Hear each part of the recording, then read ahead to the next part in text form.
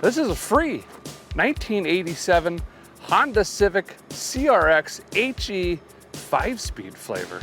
It's been parked right here off the road for more than a decade, and of course it doesn't currently run. I know nothing about these cars. I've never even touched one until, well, boop, right now. I have no clue how to work on this thing. Nonetheless, I'm gonna try to get this fired up, back on the street, and attempt to drive it over 700 miles back home from Orlando, Florida to Central Tennessee. Should be fine. How to work on a Honda. Authorized dealer. Certified mechanic. Oh. Yes.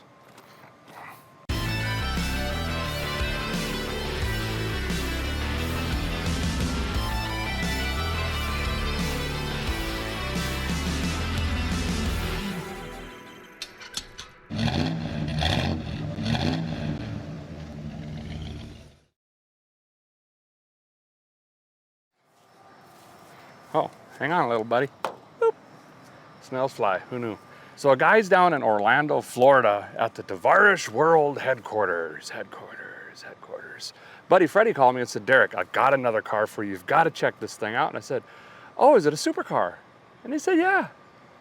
Mine is the super, and it's about half of a car. It's this Honda CRX. And he explained how cool these cars were back in the day and still are. But then he shared the history and the story on this thing, which we both love dearly. And we agreed we got to do something with it. It cannot be sitting here, and his plate is full. So the torch has been passed to me to get this thing running and back on the road. This is a one-owner car. The guy loved this thing dearly. Somewhere there's a stack of paperwork in here like a shoebox full. He just enjoyed this thing wholly. Freddie was going to fix it up, do some things, get it running, clean it up for the guy, give it back to him. But unexpectedly and unfortunately, the gentleman passed away.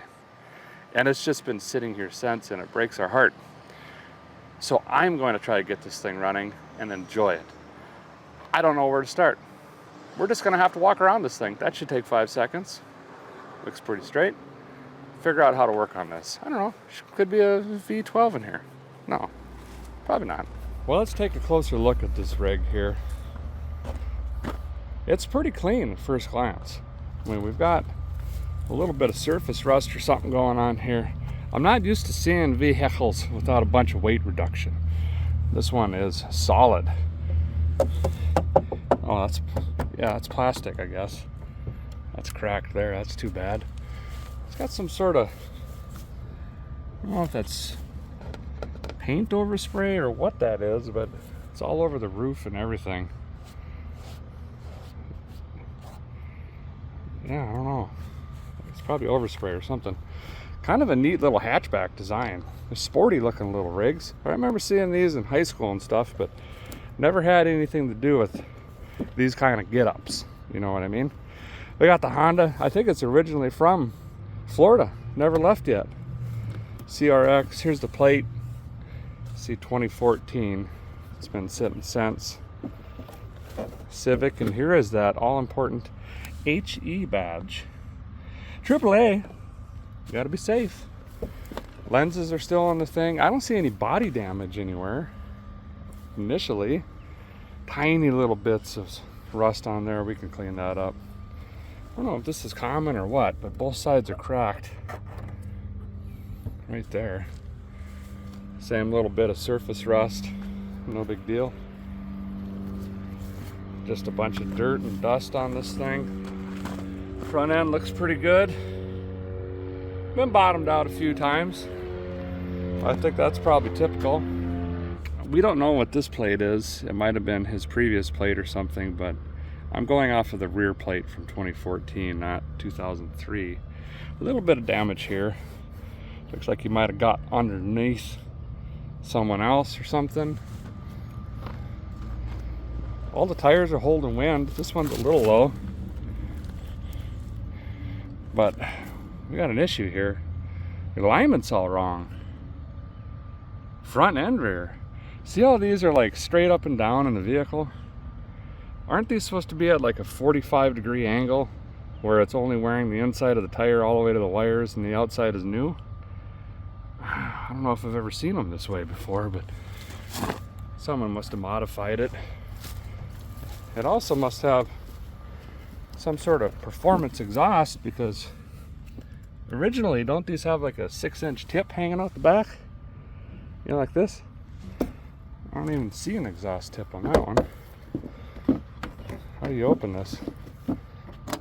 Is it Bluetooth? Is this twist? I don't know. I'll have to figure that out. Oh, key. Well, that's pretty much it for the outside. All the glass is in it. It's got heated rear defrosters thing. That's pretty cool. This mirror's broken. Windshield's in great shape. That's pretty slick. Well, I can't believe it, but I guess I got to. I'm looking right at it. 86. Or is it 87? Honda Civic Center. I got an ignition stick. Does one do everything? Ah! Whoa. Heavier than predicted. Oh, we already got a prop stick 900 in here. Haha. There we go. Hey, we got stuff. Tools, tires. Oh. Come over here, let's check it out. We got stuff. Now, he did say he grabbed a few parts for this car, so we might start finding some of that. And it looks like we got lenses. I don't know if these are the... I think the more gooder ones are already in. That one's got a bust there. And that...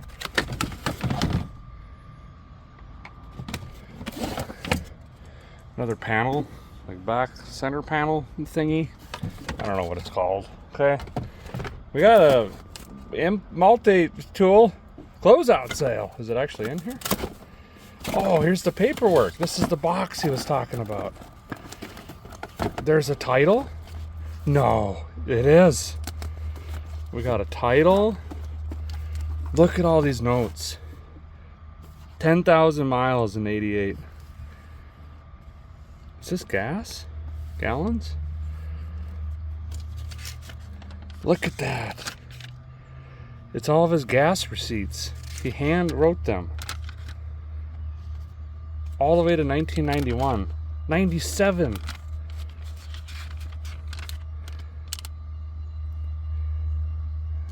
Chips, milk. What's the mileage here? 60 something. Trying to figure. I'll try to take a look at that and figure out the mileage when he stopped. You can always tell they're old timers when their handwriting looks like that.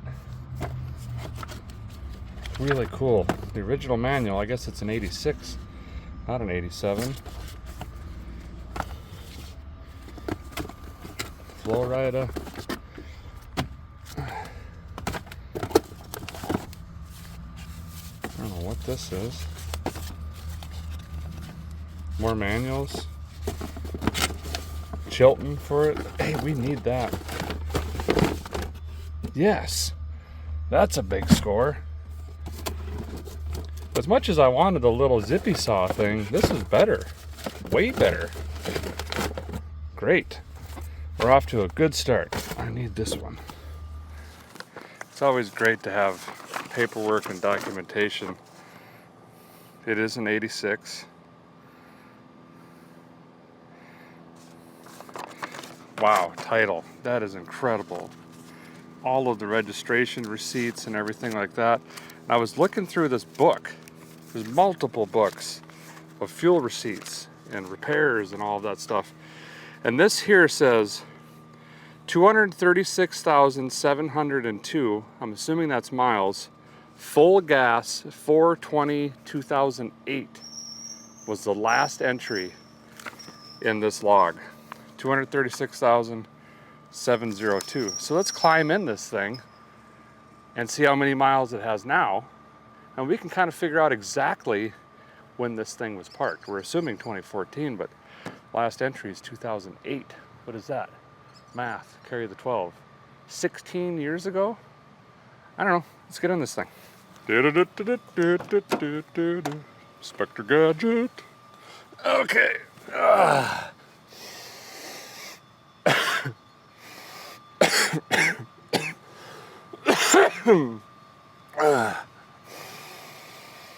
Yeah, everything's open and it's pretty strong. It's like an old coffee cup full of earwax, pieces of garden hose with stale water in it, and clover. Just a hint of cardboard. It's alluring. No, not really. Okay, 236,702. Uh-oh. Hopefully that key goes in that, because that's locked now. Okay, 236,702. 236,884. So positively, without a doubt, the last time this car had fuel and was driven was April of 2008, 16 years ago, coming on 17 years. Wow, that's wild. We would not have known that had this guy not really had a dialed in book here. We're definitely going to keep all of this paperwork and everything with the vehicle. I never separate documents or receipts or anything like that. So let's tuck this right there for now and check this thing out. Does this really have 240,000 miles? The seat's immaculate. The door cards look pretty good. I mean, it's obviously been sitting outside. It's kind of got this moldish stuff that we see often in here, but steering wheel is pretty grody. Oh yeah, pedals are heavily worn. But he kept it clean, really clean. Oh, I gotta get this manual out. This is gonna save us. Mice hadn't gotten in here. Oh wow. How to resurface your heads. Hopefully we ain't getting that deep. Goodness. Look at this door card. It's in really good shape. Even the color is still, oh, it doesn't work. The color's hanging in there. Way this is facing, the sun just really beating in here right now. But look at the seat. I don't know if these covers have been on forever. What is this, a dragon skeleton or something? A little bit of wear here. Oh, yeah, down to the metal. It's got the old t-shirt back rag. Right. We'll tuck that down. Carpet's in good shape. The original heel pad was ripped out at some point. I'm not sure what that does. Look at the steering shaft. Got the rack right there. So there we can see evidence of high miles, but otherwise, car held up great. Wheels kind of grody. There we can see the mileage, 238,884. It's got a, whatever that is in it, Sony's 5-speed flavor. Seems to do speeding stuff. Ratchet strap, we got a fuel pump. Uh-oh. Here we go. We got a fuel pump, so we can assume that's probably bad. There was a reason it was in the shop. We're gonna have to try to figure that out. You know what I mean? Other door cards in really great shape. Dash isn't cracked or anything like that. Car held up good. A little bit of mold on the visors, stuff like that. How's a guy? Is there a lever? Yep. Maybe they don't flip. Look at the spare. It's good on one side. Ooh. Oh, look at that. More plastics. Where do those go? Oh, in the corners. But it's already got pieces in it. All that plastic's in really good shape. It's really clean in here, actually. Not bad at all. I'm not going to pull that handbrake because I'm afraid it'll never come up. I wonder if it was ever smoked in.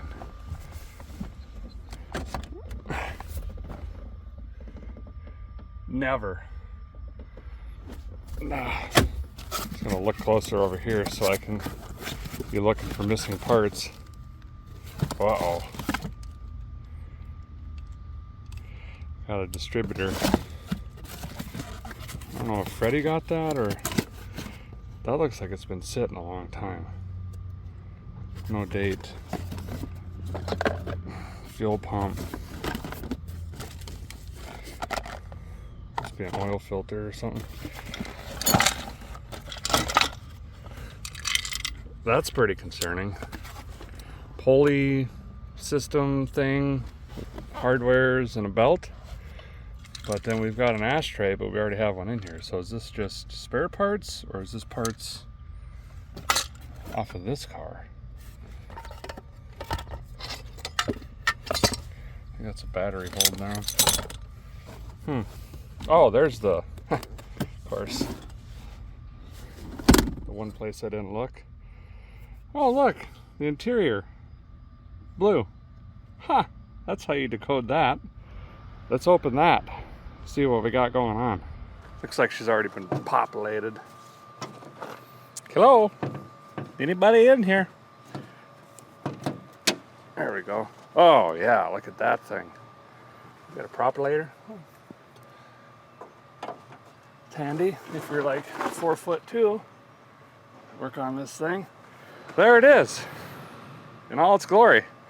Now, you know, the DX and the SIs in America had a slightly larger engine than, I think I've been calling it HE, but I think it's HF for highfalutin. This model right here was smaller. This is a 91 cubic inch, and she thumped out 60 horsepower. Yeah, 60. Now you might have giggled, but listen, this car, dry weight, shipped 1,713 pounds. And this car over in Japan, with the EFI, they made like 112 horsepower. These little things were rocket ships. If you do a power to weight ratio and all that, I don't know. I've never driven one. We're gonna find out.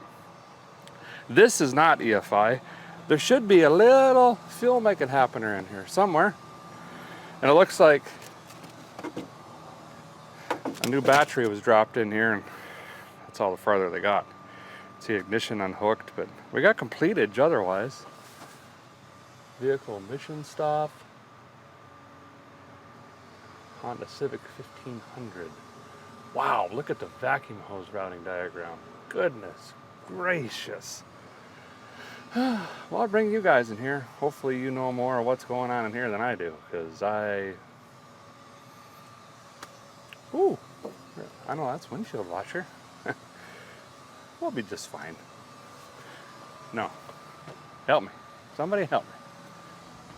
Well, we got the old wind inductor tube going into the pollen filter turbine down to the Venturi modulator. And this looks like some sort of inertia pump with some doodabbers hanging off the whistleator. Over by the relay to the incumbulator, that must be going to the Sidewinder lightning status apparatus. And that's jammed into whatever that is. It goes over to there.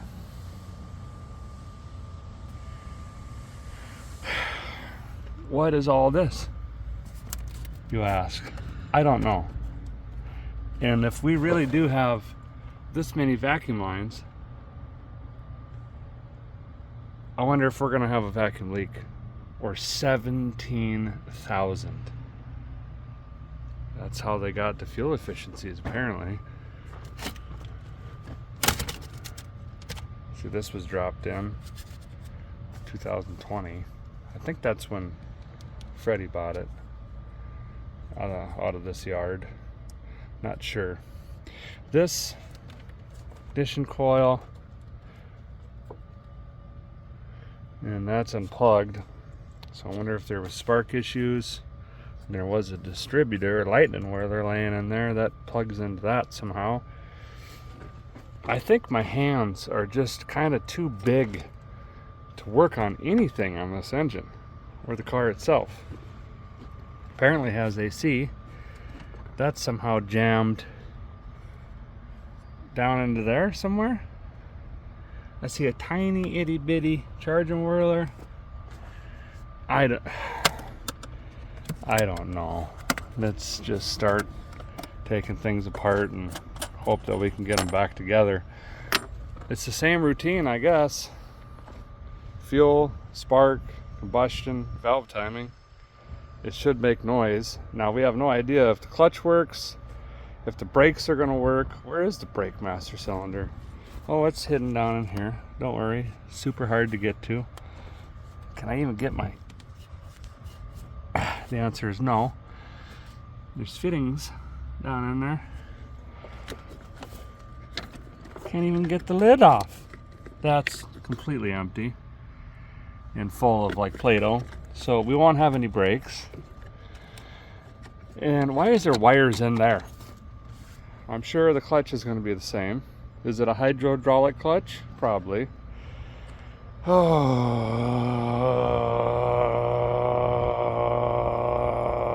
Okay, so far, need tires, check. No brakes, check. Doesn't run, check. Let's check fluids.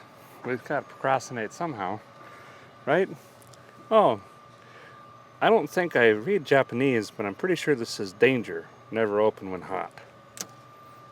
I don't have to worry about that. That is full. We got green juice. That's good. Nothing freezes down here, so I don't typically have to worry about cracked blocks or anything like that. Engine oils. Full, looks like. Very fresh. Kind of like a 1030, probably a high mileage. Yep, confirmed. Where did I pull that out of? In there. Okay. Is there anything else to check? Not really. Let's dig into this. Whoa. Okay. That is bolted down to something else. I think this is where I'm gonna need tools at this juncture. Okay, I'm gonna go pick up a little cheap toolkit, run over to the hardware store, probably better grab a fresh battery, some fluids, maybe some ignition stuff, brake juice, I don't know. We'll be back. We're gonna start with just fuel and spark. We'll go from there. Gotta hear this thing run before we get into brakes, clutch. Well, the guy's back. In black. Got some tools, so let's, oh, I was gonna set it on the roof, but this one's pretty good. I don't know if I should do that. Set them over here. Yeah, we'd scratch that, right? Let's not do that. That's kind of weird.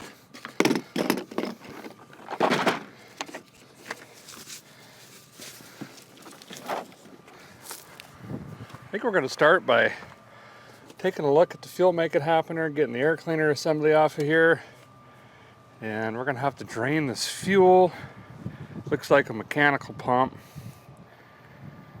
And then we should probably hook up a battery and see if the thing even cranks over. Ignition works, starter works, all the wiring is working. We'll just kind of slowly work our way through this. This is going to be all M&Ms, isn't it? I bet. That's going to be different too. Isn't 10 common? I have no idea. Yeah. Okay. Off we go. It's going to be nice if I can eliminate at least 30 miles of this vacuum stuff. So I have a feeling it's just going to leak otherwise.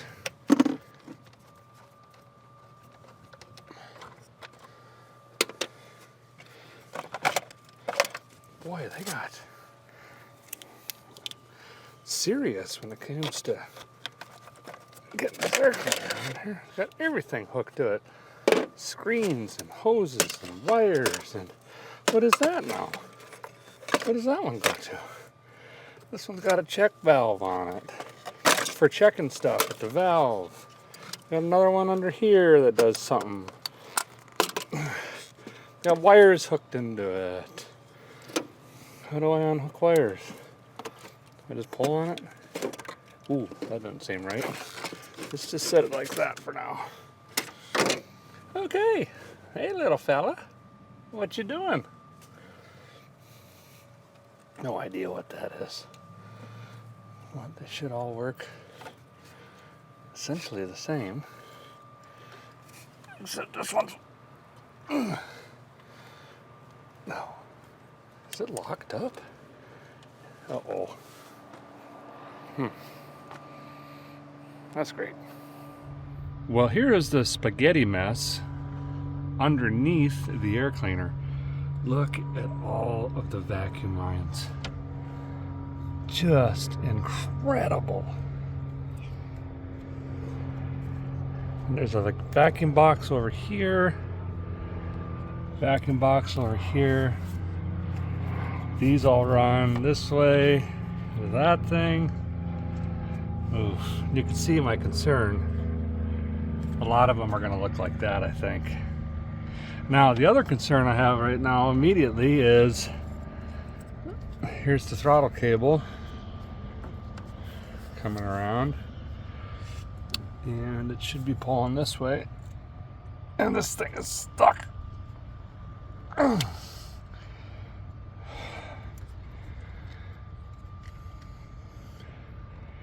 doesn't look like a fun fuel make it happen or rebuild. I'm gonna go stomp on the pedal and just see if that'll break it free. So we've got an opportunity for different outcomes here. 1, we break something. 2, we bend something. Or 3, it just moves but then gets stuck. Ah. That felt like bendage. Oh, there we go.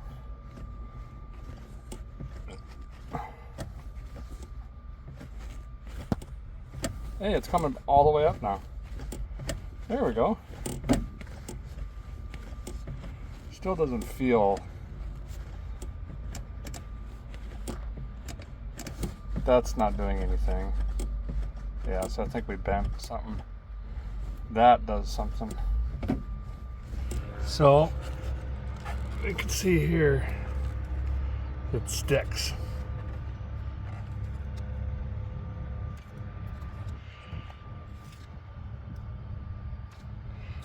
This would be a nightmare coming off of here, and what's the likelihood I could even find a rebuild kit for this thing? My goodness gracious. Okay, well, let's actually, I'm gonna go see if I could borrow some sort of lubricant spray or something. We'll spray that down. Borrowed some juice this thing up. Gonna let it sit and cook now, and hopefully that'll start freeing up, but we're gonna pin that up for now. Boop. And let's move on. We'll throw a battery in here, old lightning cube, and see if this thing's gonna spin over with the key. Hopefully it's not stuck or locked up. I don't think it is. It's Honda. And then we'll go from there. Okay, get this thing out of here. And CRXs require a very specific battery. They don't actually, and it was disappointing to know that these little ones don't come with go handles. Oh, look at the dainty little cable. Which one's sad? That looks like the positives. The sad one go over here. Certainly the sad one won't have fuses, right? Okay, we'll do a fire test. Hook these up. Look for sparks and smoking things. It did spark. Just contact.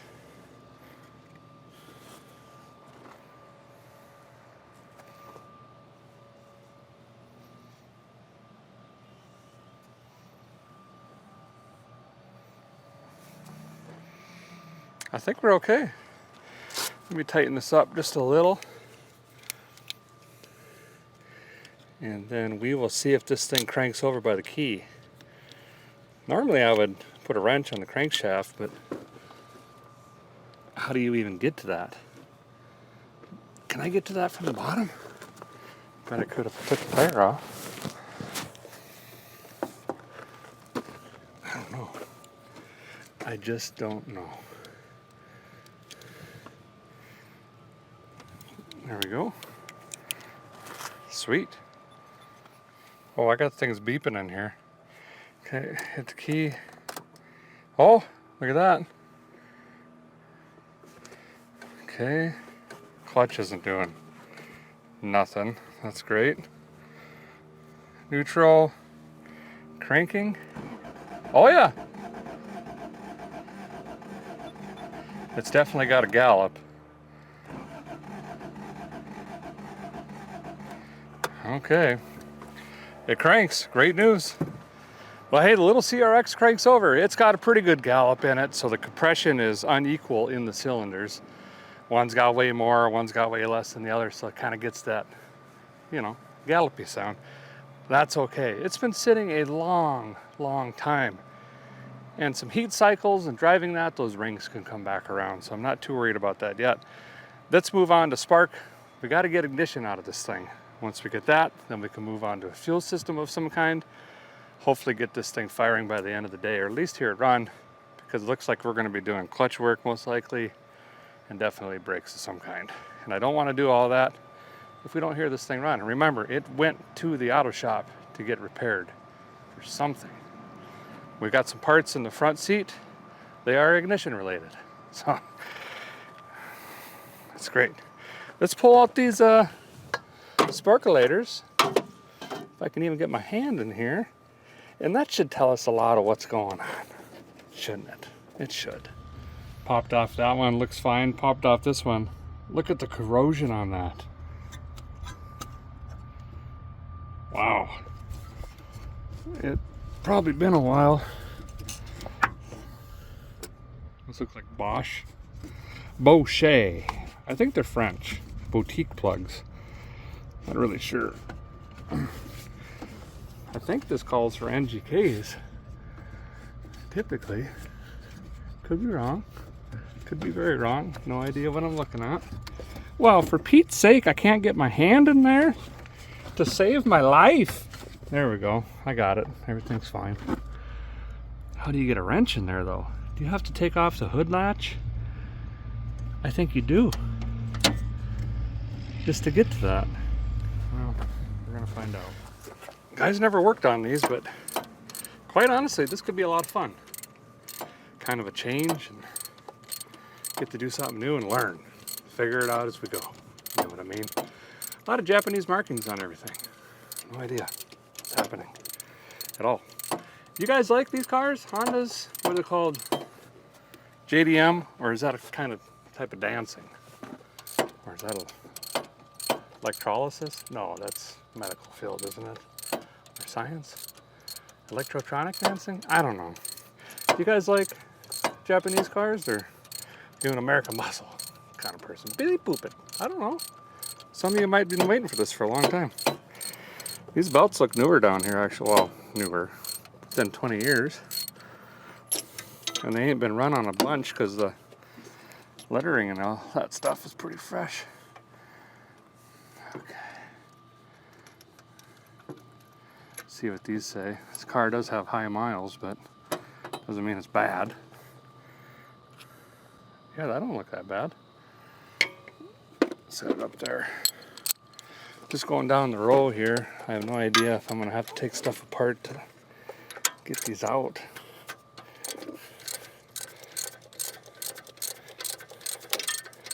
Oh, just snap something off.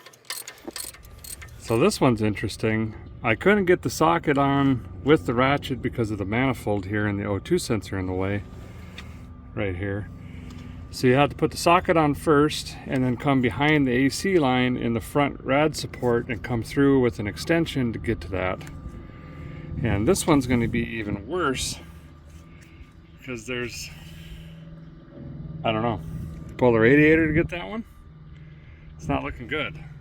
I'll tell you that much. It is tight. Well, that was a battle royale, but I got the sparkulators out here and we are seeing something pretty interesting. Cylinder 4 and 3 are definitely firing better than 2 and 1. So those are much more fouled. These are firing hotter and cleaner, and we'll just make sure they're the same plug for heat range purposes. This one doesn't, oh, they're on the base. Let's see. 8. Yep. So That tells us these two are definitely weaker than those two, but they're hanging in there. I am going to shoot some juice in there as well and just let it sit. Add some top end lubrication, and then we could start looking at probably the ignition can over here. Let's pull this out just so we can test it. We'll run a meter across it and just make sure that it's good, and we can cross that off of the list. Voltage coming in, ignition coil good, and then we can move on to the lightning whirler, which looks more like a lightning tree or a hedge or something. That's got to do something in there to help generate the storm to pound out this 60 horsepower. Probably better disco on the old lightning cube. Is that also 10? Oh, it is. Everything's been 10 M&M so far. Not bad. But allegedly, oh, lost my wrench. When you work on these cars, you always lose your 10 millimeter.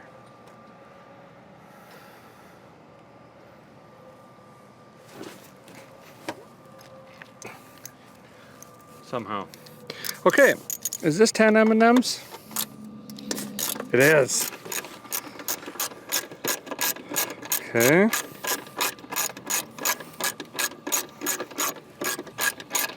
This should just be a standard coil, no different than any other ignition system. Well, they put one on the bottom too. They really didn't want this thing getting away.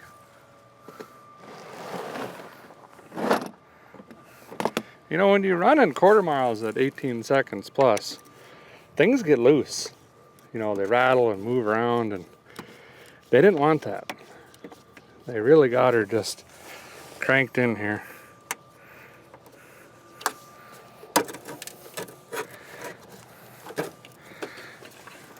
Kind of guy, there we go.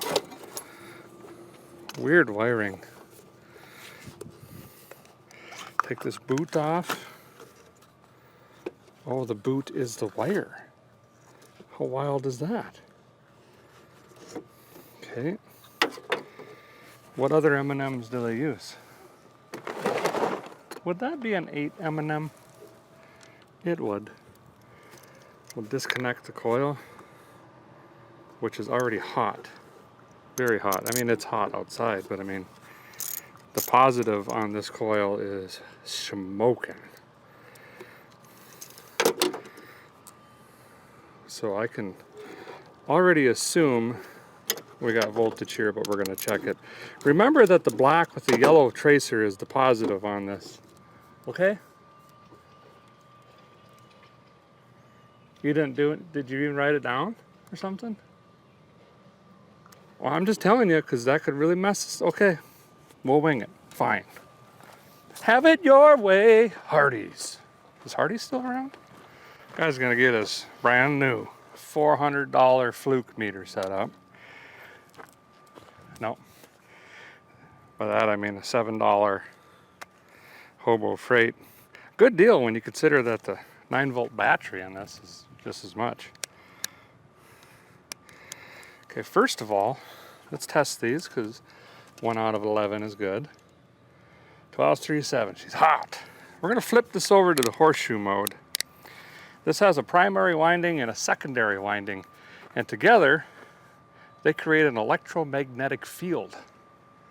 A lot of science and universe stuff happening under here. There could be a wormhole or something. We don't know yet how these engines work, okay? But we're gonna test this puppy and make sure it's good before we put it in. So we'll go from post to post. We got 10, 1 out of the post. That's pretty typical. I don't think this coil's good. It's jumping. 1.3, 91, 164, infinity, 61, 19. I think we got a shorted coil. Yeah, this coil's bad. Now remember, we found a distributor in here, also known as a lightning whirler, and it was unplugged, and they were already farting around with the ignition system. I think the problem might actually just be this ignition coil. Now, it is also extremely possible that this just has failed sitting here over the years and it was fine back then. either and who, way, or why, this needs replaced. Well, we got this blaster too. This came out of Freddie's inventory. They found it over there on the work table. And I'm going to show you guys really quick the difference between these two. Here's this blaster we just found, and watch this number. See how it settles in really quickly, 1.8, 1.6. Okay, that tells us that that winding is within spec. It's ohming out right. Now watch this one here. Same test. 40, 186, negative, 123, 13, 15, 165, 195, 45, 100, 117, 99. No good. There we go. Yep. 10.6. Testing voltage at the coil here. A little lower than I'd like to see, but I guess that's probably how it's supposed to be. I'm not really sure. So this checks out, this checks out. So I'm going to jam all this back together, and we got our first performance upgrade, fellers and fellettes. Ignition. Check. Hey guys, look who I found. It's Freddie. Hello. How's it going, man? What's Thanks up, man? for having me. I have some documents for your newly acquired car, and I do mean newly because this was an original owner car. Like Which is wild. Yeah, he bought it back in '86, and he has saved nearly every receipt. There's pictures of this car. There's like fuel receipts. There's, I mean, every single thing. Well, this is now your problem. Oh, awesome. Yeah. That's great. I thought we had a lot of paperwork before, but he said, oh no, there's a lot more. Yeah. He's got a paper clip by like decade. Oh yeah. Also. Yeah. It's pretty insane. The guy, I mean, obviously loved this car, but then he got sick and unfortunately passed away during COVID. And COVID was now 4 years ago. Right. So this car has sat since then. I was planning on like restoring it and giving it back to him, but then, you know, he just. I know. That's so sad. Yeah. Here, check in here. Oh, there is a check. $275. This is June of 86. Yeah. June of 86. 86. To Honda. Was that his payment? Yes, maybe, yeah. It says 30,000 mile service. A 30,000 mile service costs $275. That's crazy. Is that a lot or a little? I don't know. It seems like a lot, doesn't it? For a Honda, yeah. So there's literally everything in here, guys. Yes. Like literally the check that cleared the bank, he got back and put it in here. It's stamped. That is wild. So that means that if you can't fix this car, then no one can. What have you seen on this car so far? Well, basically, carburetor is a little stuck up, but you brought me a Weber, which is laying over on that thing. Yes. So he bought a Weber and I think a battery. And then, oh, we should talk about, there was a distributor in here and you called Jack, who was the guy that was going to work on the car. Yes, this was part of Jack's garage. Jack now works with me, and he worked on this car, and he said that the reason why this car is in this state is because it didn't start, and they thought it was because of an ignition issue. So they said something about distributor, and the guy bought all the parts, and then it just sat there. Right. So was probably the kill shot was, it's going to be this much money to replace all of the parts. It's going to be more than $275. Right. Yeah. He's getting older. It's got almost 300,000 miles. Yeah. I think it's a cool car. I mean, this actually set the record for fuel economy back then. It was very. I mean, you can go across the country on a tank, not literally, but probably. And these things run forever. I mean, this thing did 200 and something thousand miles. I don't even know how much it is. Which really I've heard is nothing for Hondas. No, right? it's nothing. Yeah. Now, is this a JDM technically? Is that what it's called? So JDM is Japanese domestic market. So that means that sure, why not? Yeah, you know what? Yeah, we're good. Yeah. Yes. Yeah. See? Yeah. I knew it. Yeah, but this is, I don't see these on the road anymore. Like ever. So I would love to hear this thing fire up and drive around. It's not gonna be fast. Well, you know? it's sporty. I do remember in high school these were the cat's meow. Like there was a group that had like the hatchbacks and they were lowered and or stanced or whatever they call them with the wheels and and loud, and they'd race around. And I have, like you say though, I haven't really seen this facade on the road in a long time. Well, it also has, you know, a two-tone paint job. Everything's original. So a thing with Hondas is that you never find them in original condition. They're always, somebody always modifies them, puts an exhaust, like you said, you know, Yeah. headers, or just a big old intake. You can't really do that with a car, but like, or an engine swap. Right. So this has the original engine, original suspension, everything's original. And on the bottom, I don't know if you've been under the car, but it actually doesn't have much rust because it's a Florida car. Right. Well, thanks again for the great deal on this. He gave it to me for free, but what we're going to do is we're going to make a donation to probably hurricane relief or something of those lines. Yeah, that'd be great. Yeah. And maybe if we get it fired up, we'll go for a ride. That'd be awesome. And then you're going to take me for a ride in a what? Anything you want. We got a McLaren, Porsche 911 GT3. We got Tesla. We got other electric cars. We got some fast stuff. Sounds like European farm equipment. It does. It does. He's actually working on a P1 right now. And Yeah. I went to get a bottle of WD-40 and I have no idea what I'm looking at. There's It's a carbon fibre, it's the same thing. gold hoses, pumps, levers and rods. Yeah. They probably, maybe we should line them up. Probably, but there's a good chance that you're going to get your car started before I do. All right, thanks, Bud, for All the right, cool. documents. Appreciate Awesome. it. So here's the plan. I don't have one, but this is now in, and I think I've got all this garbly gook connected the way it was, even though you didn't make a note which way the wires went. And that is now plugged into here, which I think they were doing diagnostics or potentially starting to remove that, but we're just going to see if it works, and maybe we'll get lucky and that was the issue. This is all disconnected except for this guy, and I got the light blinky doodabber in here, and Freddie is going to crank this thing for me, and we're going to look for a light bulb and see if we got spark. All right.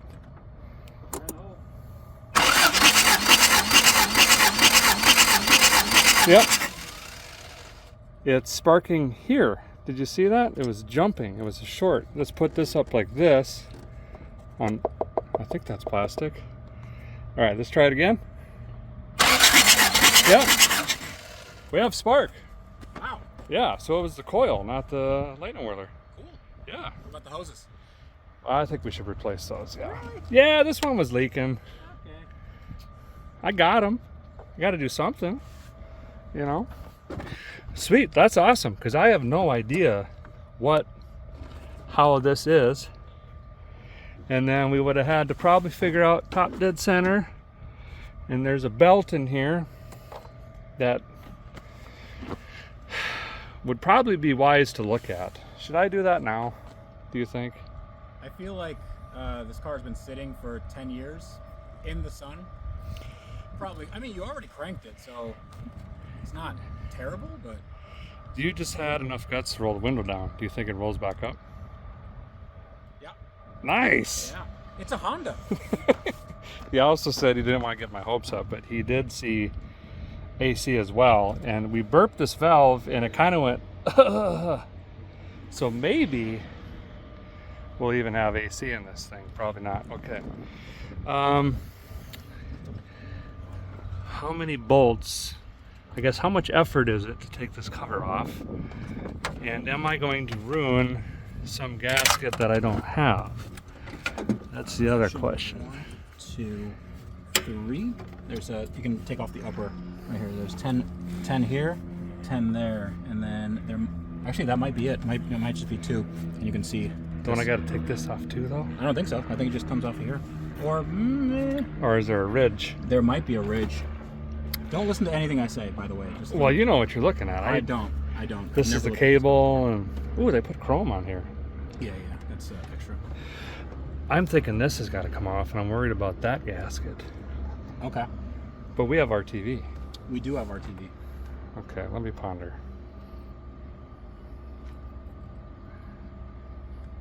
Well, Freddie has quickly talked me into more work. We are now taking the valve cover and timing cover off to inspect the timing belt, which is actually a really good idea.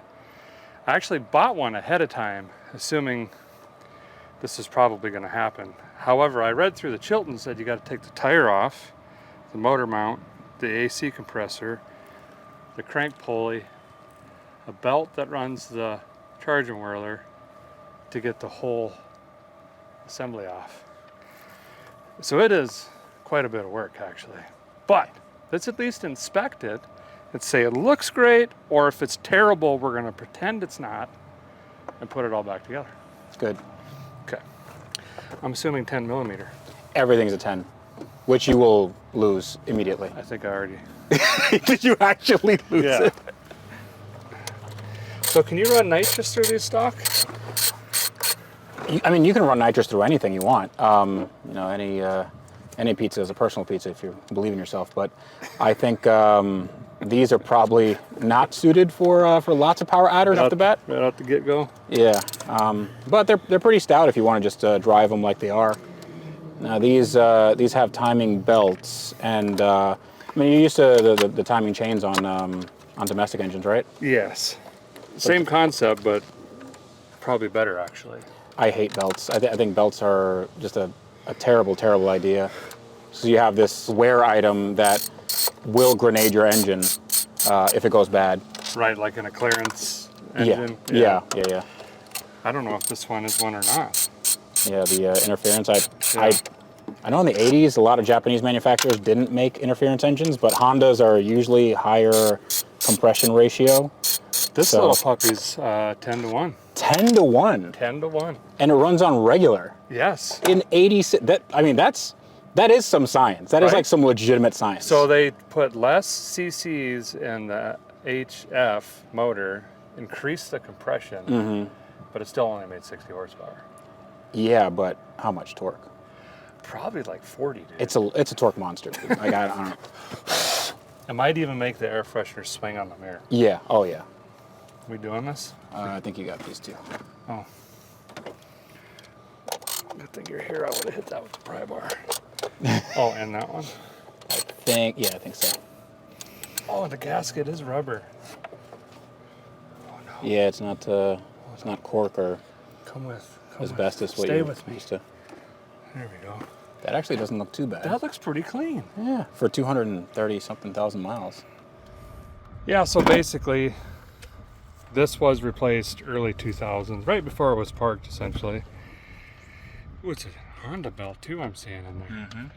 But he's got one more bolt to take off, and then we'll get a really good look at this timing belt. Look how clean it is. And how tiny the valve springs are. Yeah, but they go real fast, you know. I can just push it with my hand. Oh, that's great. All right, and there you go. Ta-da! That is a Honda belt. Oh yeah, very pliable. Put my nail in it. I think we're good. Yeah, I think it's probably okay. It's got markings on. I mean, whoever did it, I don't think it was done in a backyard either. They got timing marks and stuff on it. This gasket was nice and fresh when I took it off, and it's got some room temperature vulcanization cream on it, which I might have to borrow some from Freddie when we put this back. As long as you get it back. Sure, yeah, we can do that. Stick a nail on it. So, I think crisis averted there. That is going to stay. Cute little camshaft in there. You know, probably like a 110 lift. Something really aggressive. And all this apparently just... So this must run off the cam. Yes. Okay. And you can adjust the timing a little bit with these wingy right right here, and then go. Nice. Very cool. Okay, I'll clean up the surface, go get some goop, throw all this stuff back together, and then we're to the point. It cranks over great. It's making wind come out of the holes, and we've got ignition, which means we're going to move on to fuel. That's all it is. Happens to us.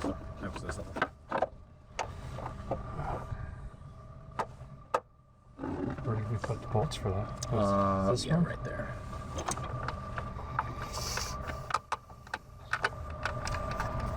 Now, the baby spring cover.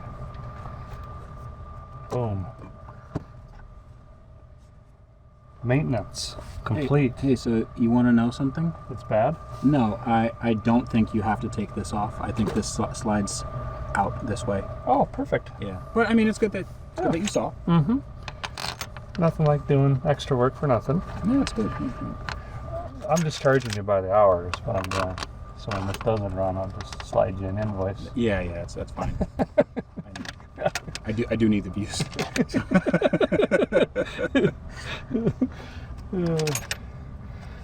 Go there. This guy. Kind of ground it to the plastic valve cover. Mm-hmm. Yeah, I wouldn't mind going over the grounds. I think if you're getting 10 volts at the coil, that might be it. These are looking a little tatty, you know? Yeah, this one, the main one. Yeah, it should go underneath the battery tray and then tie into the engine somewhere. Yeah, I think you're onto something there because that is pretty weak. Yeah. I'll go get a Dewdabber?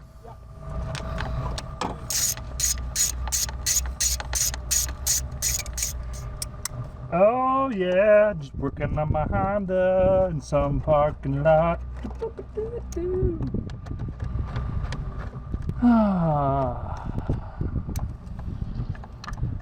Okay. So glad the timing belt looks good. That could have been a project. One of the very first things I did when I cracked that Chilton's was, how hard is it to put a timing belt in? And there was a picture next to it with a guy slapping his forehead. And that was my first indication that it's probably not something we want to do today. You know? Torqued. No idea what these are supposed to be set to. Just giving them one wrist pop. Like that. Pop the wrist, walk away. Pop. Pop.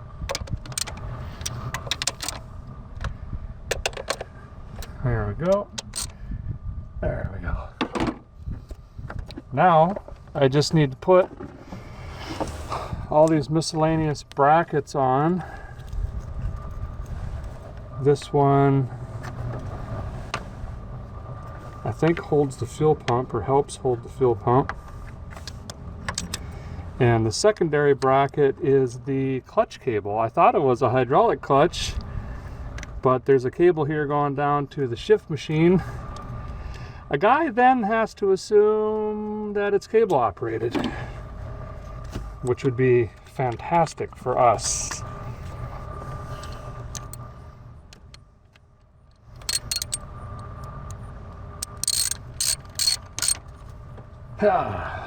Okay. Then we got this guy goes here. We got a bracket that goes on over here for the fuel line to the feed to the fuel make it happener. I'm going to leave that off because we're going to replace that line. These lines are more rotten than Fergie's national anthem, so but they got to come off. Agreed? Do you have those holstered, or like is there a book that you refer to and you're like, oh, this is a good one? just what my brain says. That's good. Fergie's national anthem. Wow. Did you hear it? Yes, it's terrible. Oh my goodness. Yeah. Okay, let's see. He's made a very valid point that with only 10 V's of power here and we got 12.3 here, we could have some grounding bonding issues. So he's in the process of cleaning up some grounds. And I think I am going to turn my attention to disconnecting this fuel line coming off of the pump. And I think we're going to try to pump some of the bad gas out with this fuel pump just to see if this pump works. And if it is, then we've got to extract all the old fuel out of the tank. Is this a plastic tank, do you know, or do you think it's metal? That's a really good question. This would have been around the time when they did switch over, so it's anybody's guess.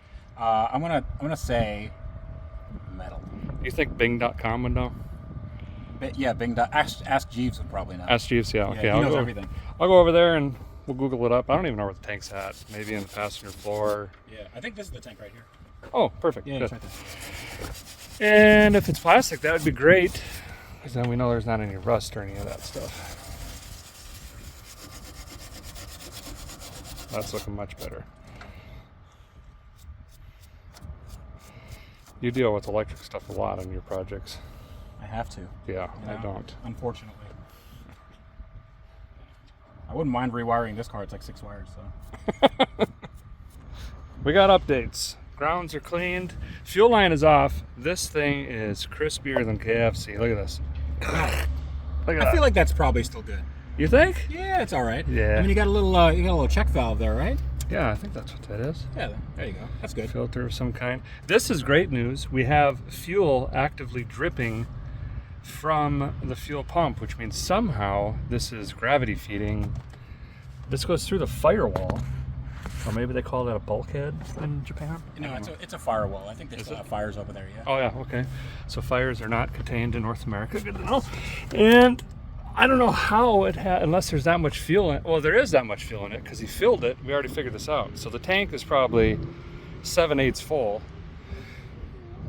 And this fuel really doesn't look that bad.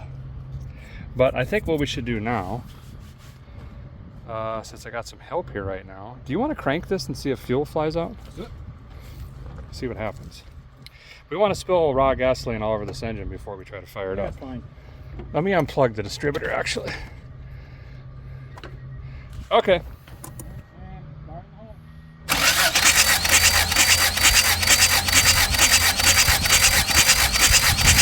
Okay.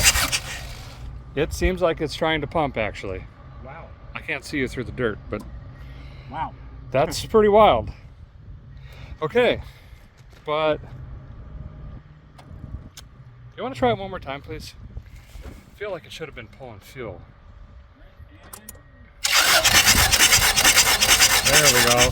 All right, it's pulling fuel. That's wild. It is very varnishy though, so we've got to pull that out. Okay, so I'm going to disconnect this now, which hopefully I can get it off without using the old Super Tool 300. And I've got a little hand pump for $6. We're going to see if we can hand pump this out into a pail, and maybe we could throw it on that brush or something. I don't know. Do you recycle fuel over here? The ground does. Okay, weed control. Okay. Yeah. All right. And then we'll put some fresh fuel in, and we might hear this thing fire here pretty soon. Oh, yeah. Free bucket day. Okay, I think we got this figured out. I dropped 97 fittings, but we might have retained the 2 that we need. Look at that. I hear noise. Oh, yeah. Look at that. Wow. So after about 67 and a half years, we'll be back in business. Yeah, that doesn't really pump a lot, does it? Well, let me get a good pumping spot here. Okay, so it's every 3 pumps, it's 2 dribbles. Well, you got to prime it first, you know. Maybe it is empty, because the pump wasn't really pumping either. The gauge read empty. I wonder if they drained the gas. Maybe it was just out of gas. Or out of gas. Maybe it evaporated. I don't know. Evaporated? Yeah. There is some dirt coming out though.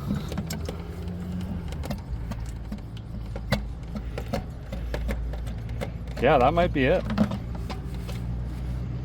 Maybe I'll get some gas and pour some in just to see if it pulls. Mm-hmm. Where does it go in?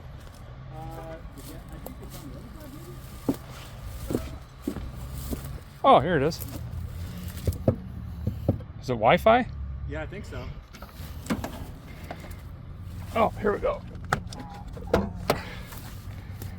Huh. Oh, wow. Yeah, you were pulling pressure for sure. Oh, sweet.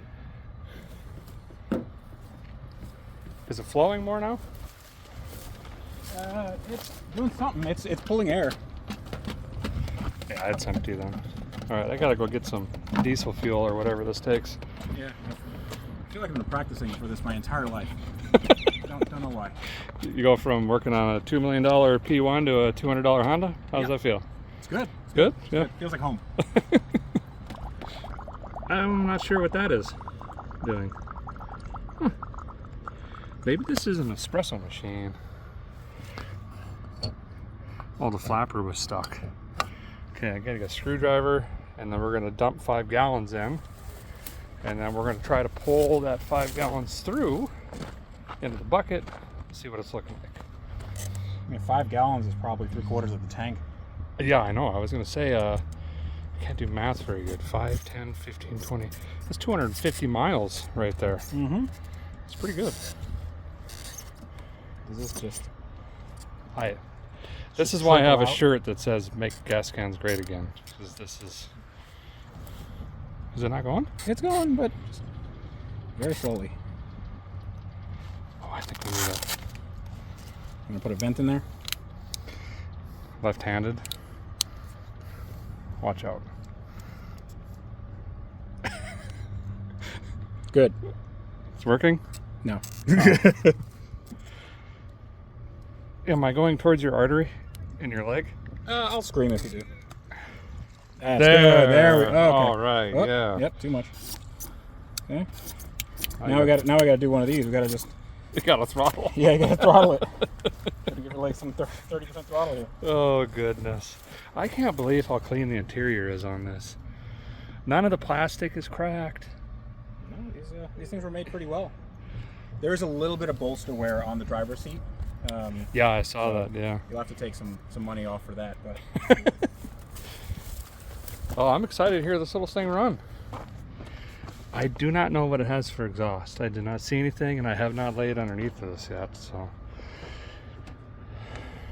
yeah. So anyway, the goal would be, for some reason, it's empty. Evaporated, leaked, was emptied. They just ran it out somehow. I want to pull fresh fuel through the system and see what we get coming out of the pump. And if it's looking decent, then, ooh, I should have got a little fuel filter and put that in line right here before the pump so we don't plug the pump up, rather than have it after the pump. Guys got updates. Got 2.5 gallons of gas in the tank.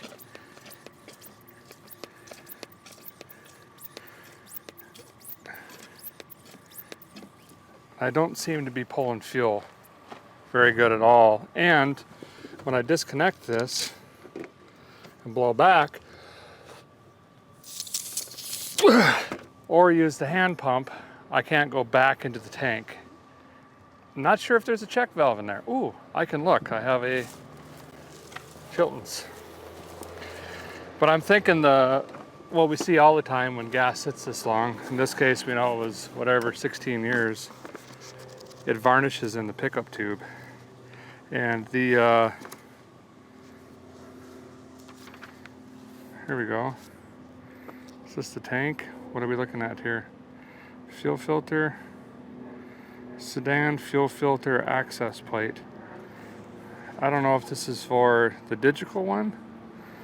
But anyway, the fuel float also isn't working, so the gauge isn't working. It's broken off under E, which is another good indication that things just got varnished and rotten in there.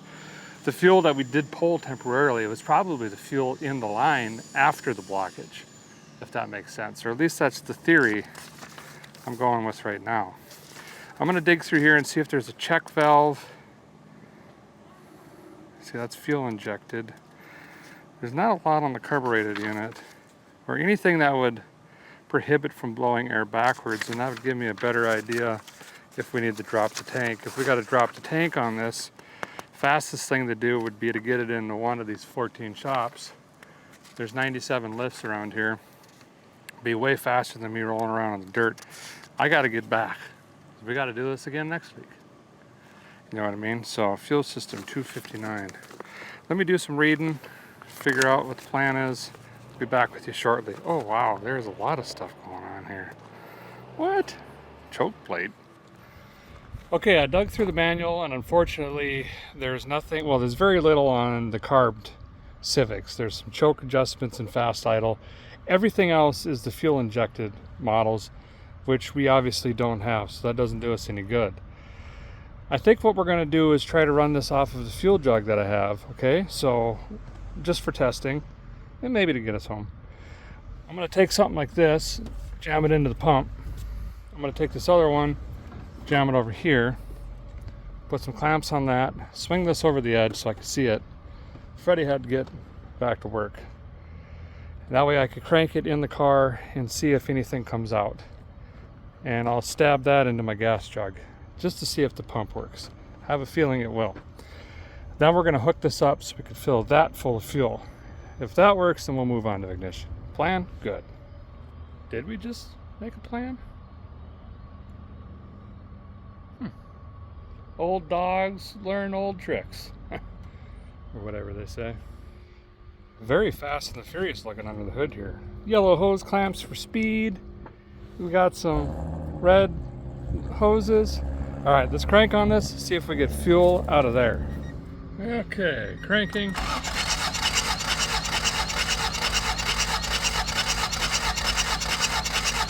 Come on.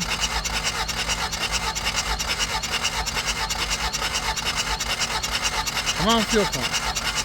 There we go. Give the starter a break, poor thing. Oh yeah. Now she's pumping. Nice. It sounds really goofy right now because I only got one sparkulator in it for spark testing, and it's turning it over easier too when we're doing all this other testing. Okay, the pump did come around. It is pumping. Oh, it is leaking. Is that the line or is the seal shot? It's probably the seal. Let me clean that up and we'll try it again.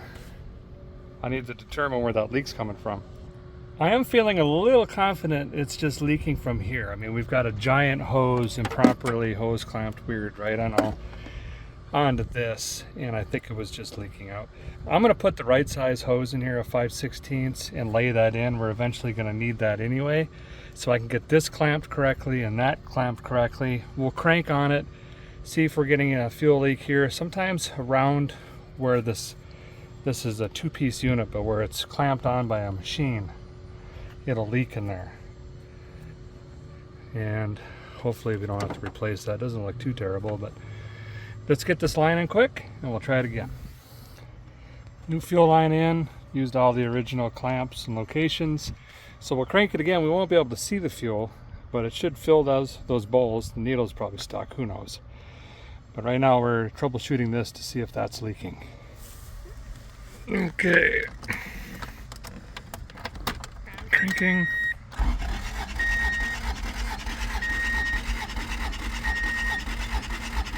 I don't know what's happening. Let's go look. Should have made a mess or something.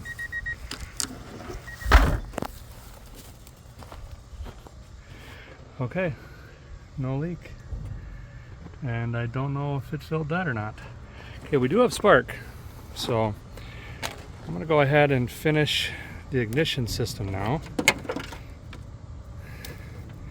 And we could very quickly potentially hear this thing run, which would be awesome. Now we got to decide if we're going to try to hit the road early, or if we're going to spend time dropping the tank, or if we just run a hose into a jug. Not quite sure yet. Let's get some new sparkulators in here and some new lightning hoses. I'm going to start with the sparkulators, I believe. Oh, I broke this. No way. They're cheaply made? Who would have thought?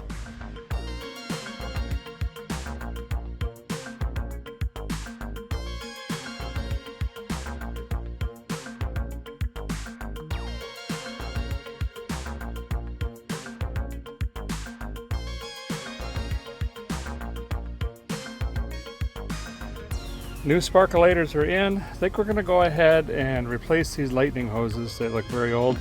And I've got a cap for it as well. So let's go ahead and do that at the same time. That looks like just 2 screws. One down here, one there. Whole thing should come off. Quite the mess going here in just a little project. I think I can pull this out of the way.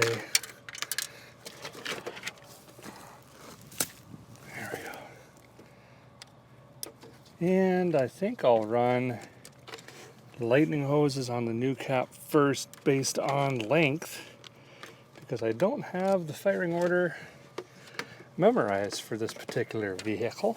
Believe it and or don't. So we'll do that. this rotor come off? Is it screwed on? Well, we'll leave it on then, but I am going to take my file and we'll file the edge of this. Get some fresh metal showing.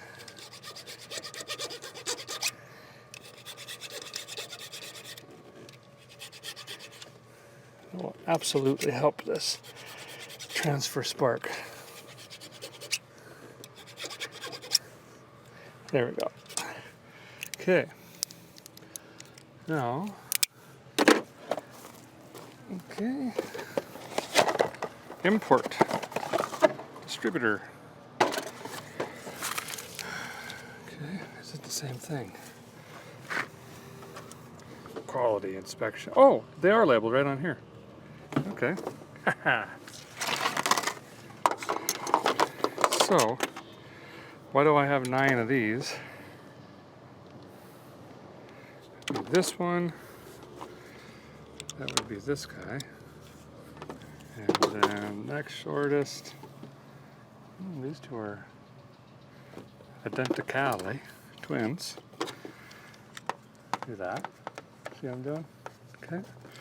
And then we'll do this guy, which is 3, and this guy is 4. Do that. Swing this bad boy down here. Doesn't fit. Completely the wrong size. Okay, so that was just a practice on a firing order. So we're going to take all these off and we're going to return this for the $3. Okay, perfect. And then we're going to take all these off. And like I was saying, we're going to reuse the old cap. No reason to replace it. Seems perfectly worn in here. Oh boy. All the maintenance they did on this vehicle, ignition wasn't one of them.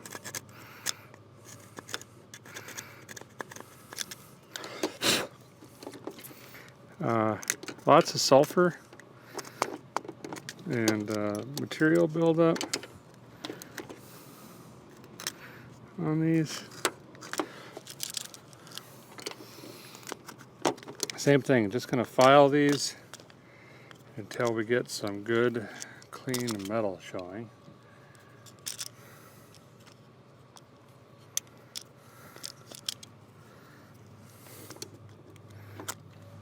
Hit this with some distributor cap rejuvenation spray, also known as hand cleaner. Yeah, to some fancy people it's brake cleaner. But I got a lot of cuts in my hands, it turns out. I got all of the tabs in here cleaned up, and that was the main goal. Now I'm getting all the grease out of here and cleaning up the contacts right there. Gonna let this sit for a second. That'll dry out quickly. We'll get her put back together. Ouch, sting, burn, oof, owie. Okay, this thing was looking rougher than a night in jail, but it's coming around. This will work fine. It's just so much faster to replace it with a new one, being how cheap they were, but apparently there's a big difference in everything. I just thought from what I'm talking about is carb to fuel injection, and I think 86, 87 is kind of when it got weird. I thought it was 84 through 87, but anyway, I thought they just put a fuel rail on the puppy and bam, they were done, but turns out the ignition's different. I'm sure the camshaft's different. The exhaust is probably different. Obviously the fuel pump is digital. They went through quite a bit of changes. Okay, do this again.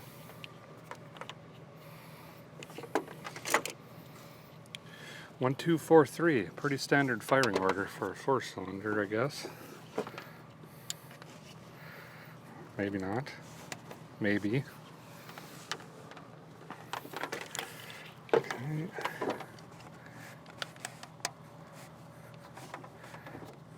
Yep.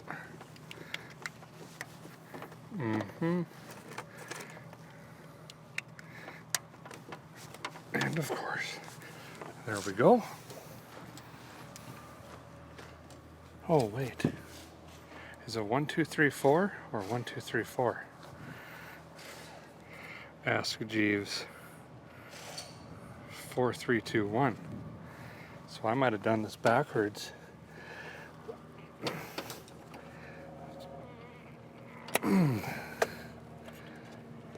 Four is the shortest. 1 is the longest.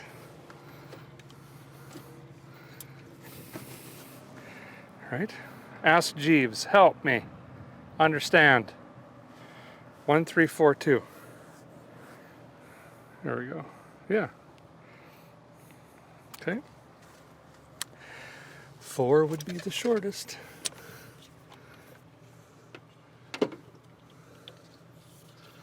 Okay. 2. And then 3.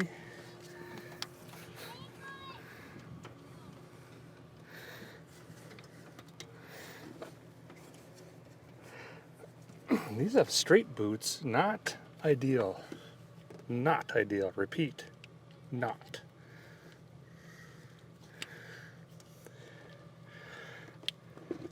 I forgot to pick up some True Fuel. I don't really have a way to prime this.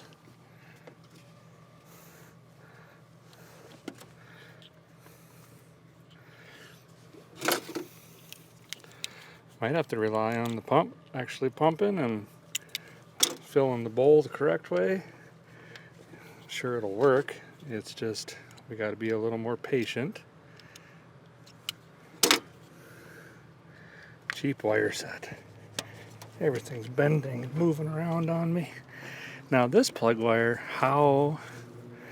this is the one you got to take the bumper cover and the radiator out of to get the plug out.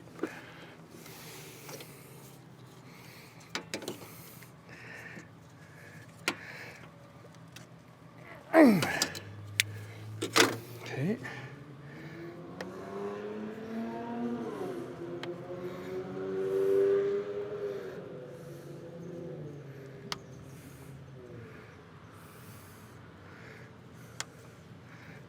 Sure.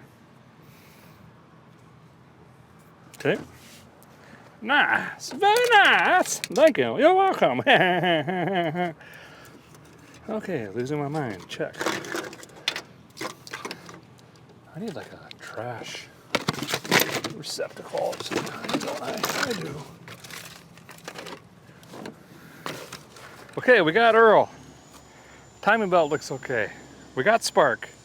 New sparkulators, lightning hoses. Cleaned the rotor and the cap. We got a battery in the thing. New fuel line to the fuel make it happener. Throttle's probably stuck. Line jammed into a gas jug. Let's crank it and just see what happens.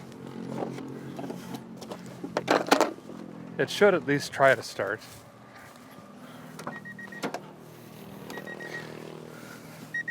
Come on.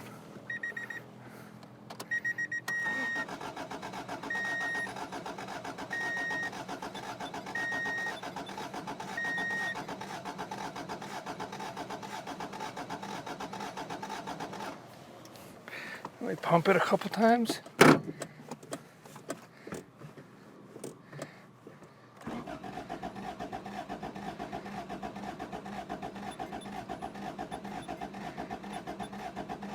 Pretty good gallop.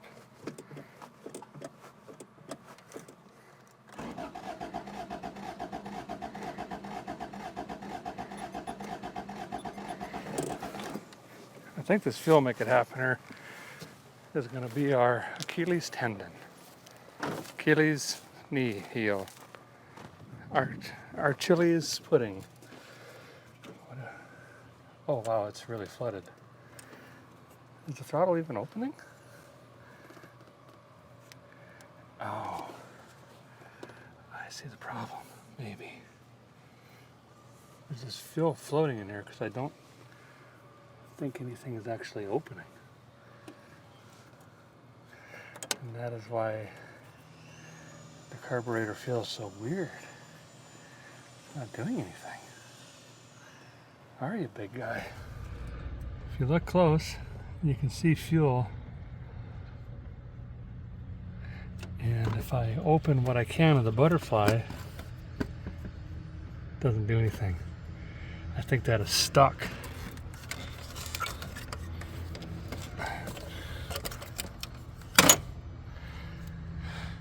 So, oh boy, here we go with that. Took me a bit, but I got it freed up with the big standard. Had to bang on this camshaft basically, or whatever that is, lever. Now that's moving.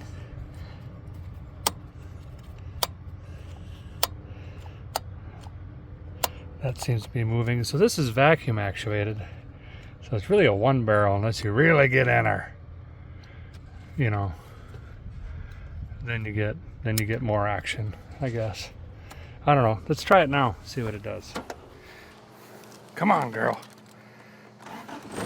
Yes! All right, you can bring the thunder. Well, it's pretty blue sky, but bring clouds. Bring some clouds. Let me pump it. I think that's where it got that fuel from.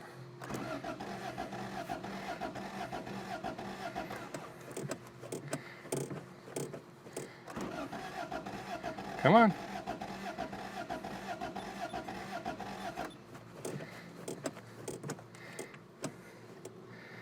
Yeah.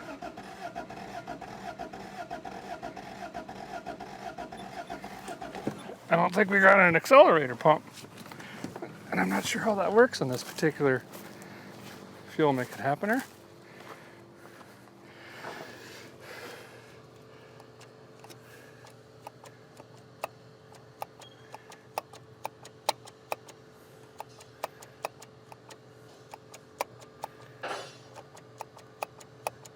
Definitely not seeing that. Should be getting fuel. I don't know. Should we take this screw out? What does this do? Let's take that off. Well, I've wrapped on the thing. I got it primed just a little bit. I spilt most of it down there. Beat on this. I thought this would come out and we could check and see if it was getting fuel, but that must be like a pressure adjustment. So I've got it set back to right here. Seems to be getting fuel. So now that I got these freed up and they seem to be moving better. Although that one looks a little bent. Let's twist on the key and she's gonna fire right off. Bring the thunder. Whoa! There you go. Come on. Come on. You can do it. Come on, old girl.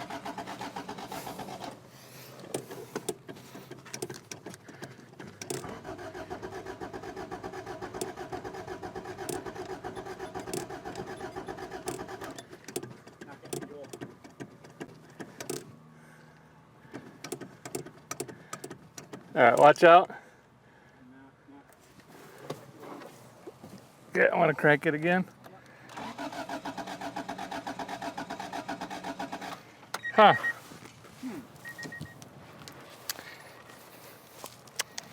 That needle is probably sticking up again. Oh, there's fuel right there. I think the accelerator pump is shot. I think you need a Weber. A Weber would work handy if only there was a new one in a box behind me. That sounds impossible. Well, for Pete's sake. I thought it would just fire up and run. What's the deal?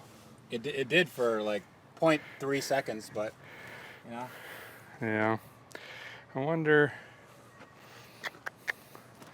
Oh, I wish you had all 10 to 1. I wish I had some true fuel. Let's do some bucket fuel. right into the... That's the varnish, isn't it? Yeah, this is the varnish fill. Okay. There we go. I'm trying to teach it a lesson here. Yeah, yeah. You don't like the good stuff, you get the bad stuff. Right.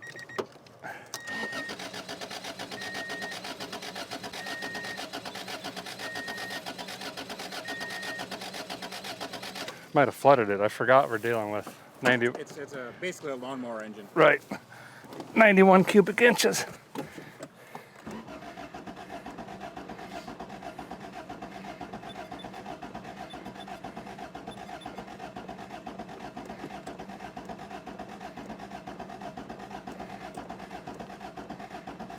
Huh. Strange. Strange. Discovered the throttle was hanging and it was like wide open. So I think the air fuel ratio was off. It's still cranking. It fires, Yeah. but it's like... That sounds good.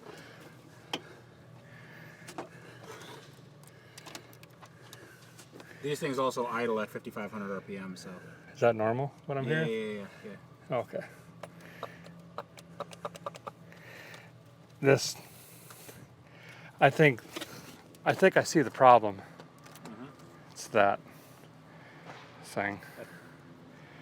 Yeah.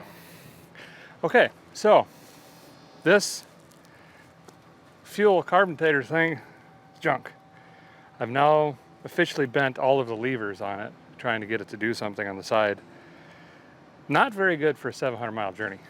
So we're going to take the Weber in a box over there with the adapter Rooney plate and try to adapt a 2-barrel Weber to this 91 cubic inch Honda. Is that what we're doing? Do you want to be in a shop, like an air-conditioned shop? That seems weird. Maybe. How much more daylight we got? Yeah. Okay. We might go into the shop. We'll see. That guy's so nice. He's opening up a bay in the shop for me, but I'm kind of enjoying the 70s out here. Got a slight breeze. Sun's starting to go down over yonder. I think we'll keep working out here as late as we can. They got a lot going on in there. It's just me and my Honda. Okay, we got this Weber. Freddie bought this a long time ago, like 4 or 5 years ago when he got the car. And it's got this kit, 99000463-4.1269812 CV adapter kit Civic CRX MURLRC. And I guess that will take a standard Weber. We all know Webers. Right here. And that is going to adapt, I guess that would sit, well, I guess it doesn't really matter how it, well, for throttle linkage it does. We gotta figure that out. Whoa. Yeah, that's backwards. That's a whole ball of wax we gotta start thinking about. Yep, because that pulls the other way.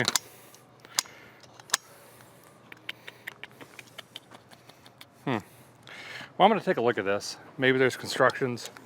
See if we can use this Weber. Allegedly it's for this, but you might have to come up with your own throttle stuff. Either way, we need a carburetor for this quickly if this is going to work properly. So, let me open up this box. Maybe there's a picture on how you can, I'll never see that 10 millimeter again, and how we can run the throttle linkage. This is a kit. Someone's had to have done it, right? Maybe when the sun starts going down, if we want to work late into the night, we can jump into the shop, get some lights, keep going on this. We still have fuel system, brakes, clutch. Haven't even looked at electrical lights, tail lights. Oh boy. Stuff flying everywhere. Updates. Found some scrap metal, found a cable end, like a universal cable end that would accept a ball adapter for carb linkage, and I know that O'Reilly has a Edelbroken package on the speed wall that has miscellaneous ball studs, so we can probably figure out how to make this work. So let's just start tearing and get this thing off.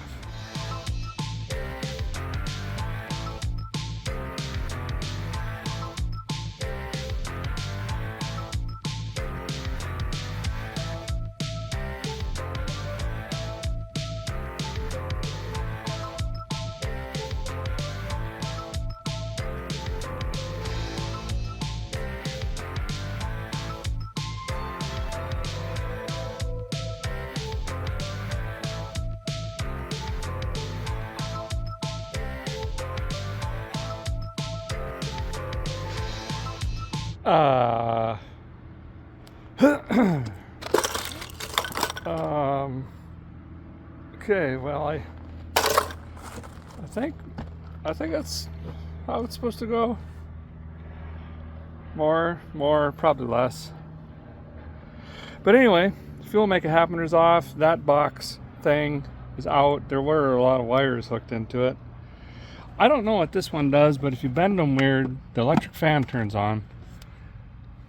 And I took the cover off, and that was a mistake. Don't look in there. Okay, but we're down to what looks like an intake finally. I have never removed this many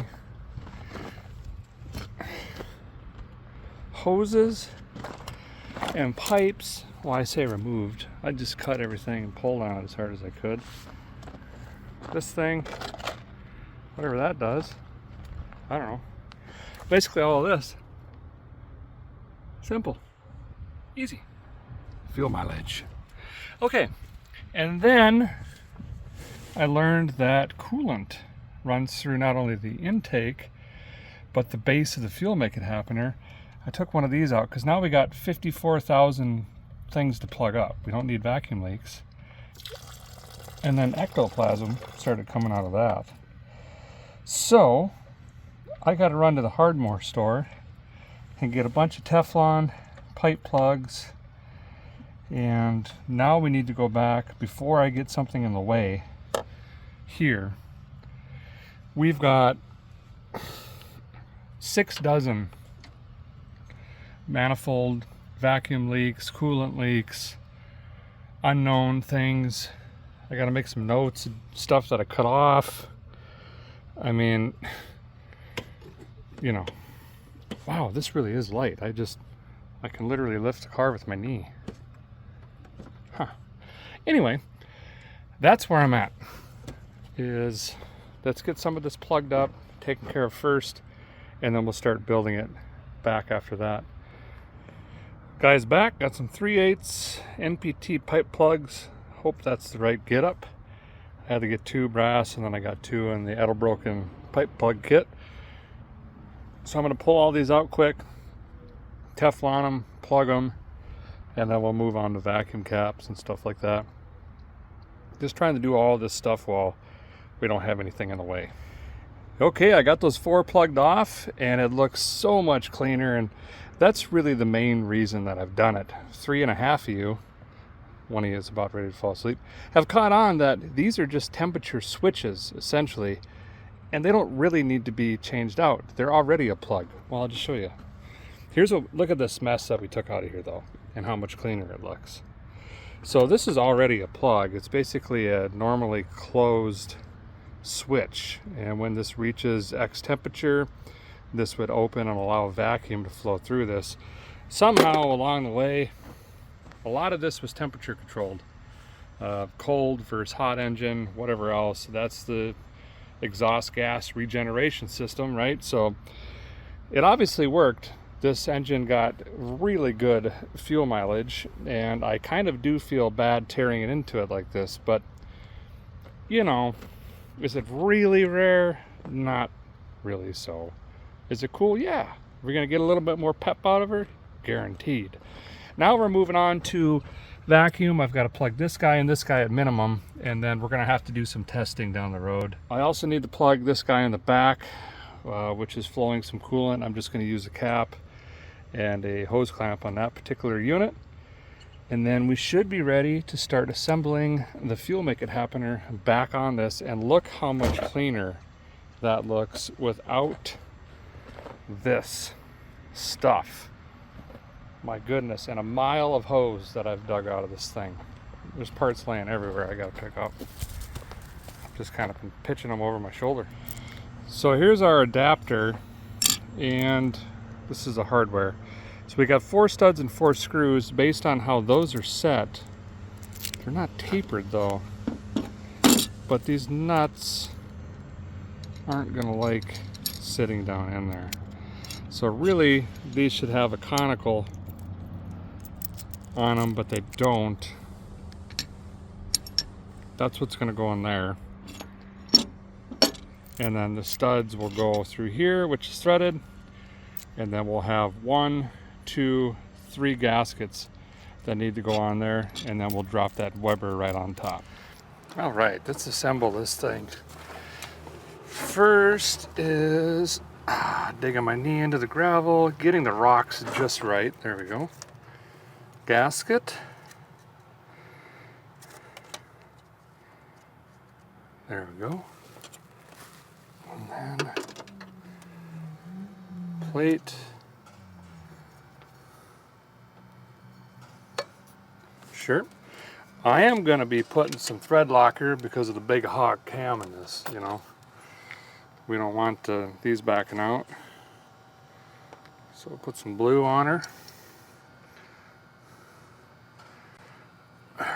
Some of you might be wondering where the nitrous plate is.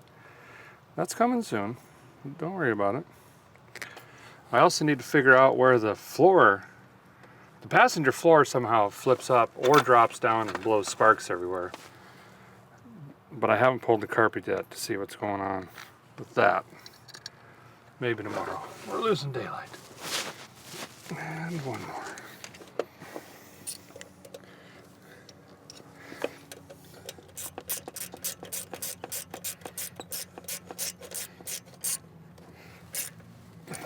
I guess I could have asked if they had a little countersinker bit or something for these, but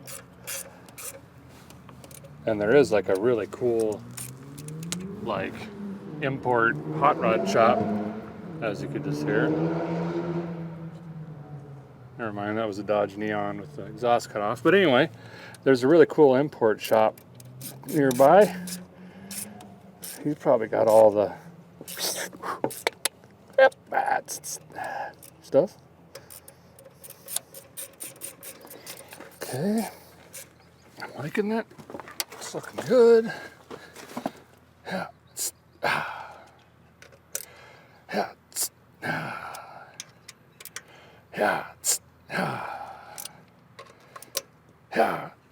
Yeah. Did clean out the intake as best I could with brake clean and some rags. There was some heavy sludge in there sitting all these years. But we'll run Berryman through this thing. If we get it going and on the road, we're gonna run heavy Berryman all the way back home. Try to clean the intake, the valves, all of that. Okay, now let's put these studs in.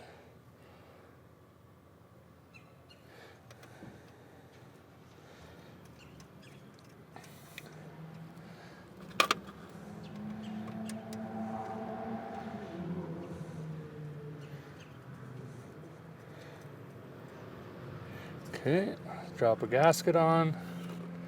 Put the other two so we don't have to fight it back and forth. Another float plane. Single engine. Cessna. Okay. Got a hot rod pulling in here. Something. All right. Now, we have a spacer doodabber. I don't know why, but it must be important. One more gasket. Now we can go get the Fuel Make It Happener. Boop, drop that right on. All right, the old Weber going on. Is this thing in good shape?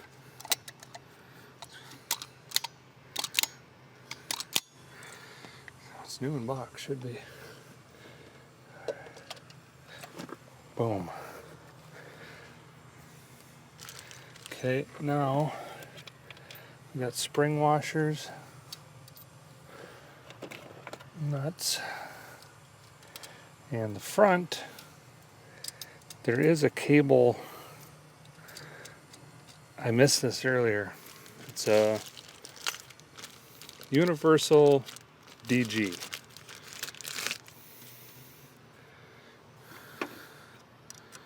Doesn't fit that. Will need modification. But I think that bolts on here. It does. And if we could bring this cable, oh, just snapped it out of the firewall. Oh, that's busted. Okay, things are going good. Oh, snap that off. Okay.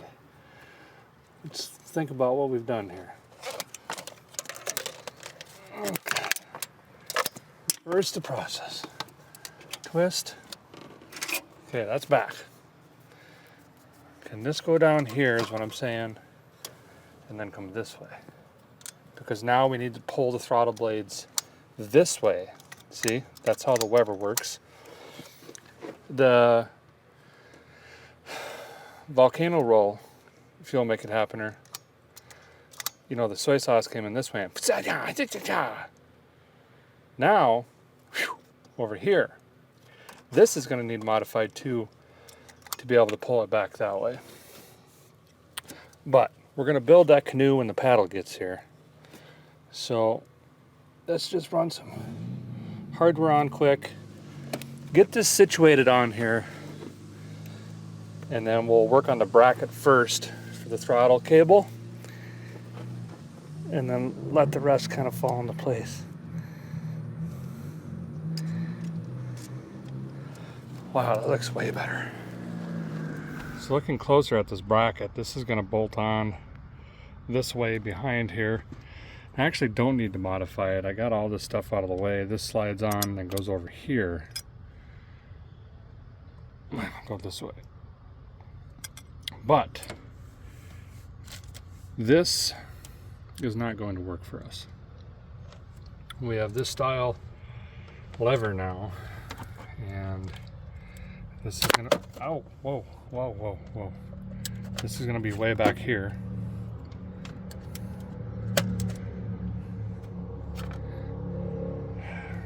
Something like that. I gotta cut this off and put a different end on it and figure out a connection to that carburetor to pull it back this way. I did get a kit as well. I got this one, which is like it'll have a C shape that'll slide over this with the washers, and then the pin will go through, or we could do a ball stud. And we can use, unfortunately I had to buy a whole throttle kit, dig it out. But see, we have, this is the style I was just talking about. But we can also use this style right here, as long as the cable will fit in that. That is the big question. I gotta cut this open. Waste of money if not. I guess I can give it to Freddie, but let's see what we got going on. Okay, a guy got the throttle cable disassembled and got this threaded on, which was not the easiest task. As you guys know, when you cut cables, they do this. Ha ha! Nonetheless, it's on. Bracket's loosely in place. Put a nut on over here, just kind of hold it. This is roughly how I'm thinking the throttle is going to go, although I should go under that, whatever that is. Let me make that change. And then I'm going to go in the car and actually press on the gas pedal and pull it back and forth, just make sure it's not binding anywhere, that we got nice loops. Then I have to thread the end of this on, because this isn't the actual piece.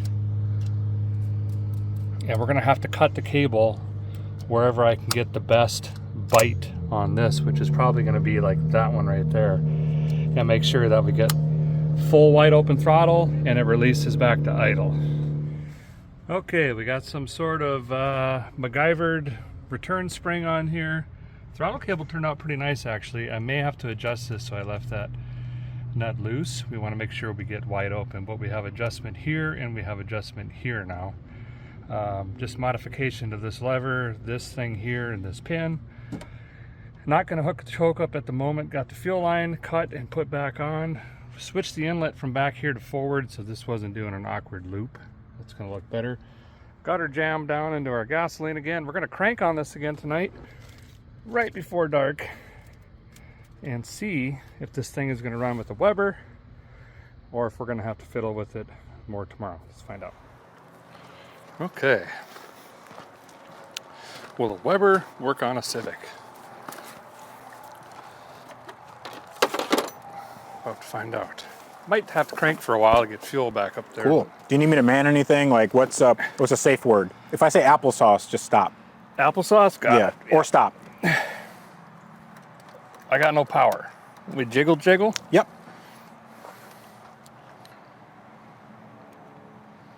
I mean, they're tight. Oh no. Did the battery drain? I wonder if it has something to do with this. If I plug this in, then what happens? That was like a relay box or something? Yeah, but I thought it was just for EGR stuff. Yeah, she's dead. Okay. Oh no.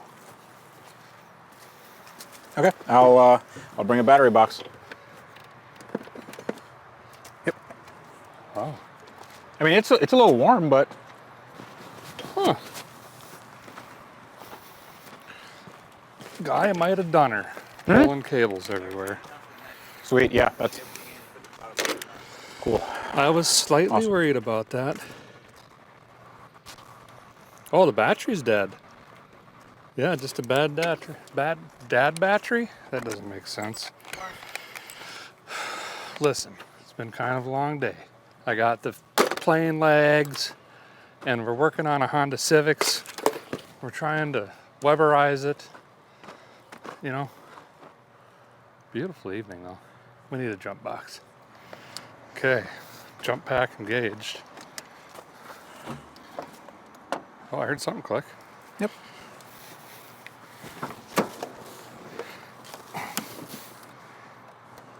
No, I still got nothing in here though.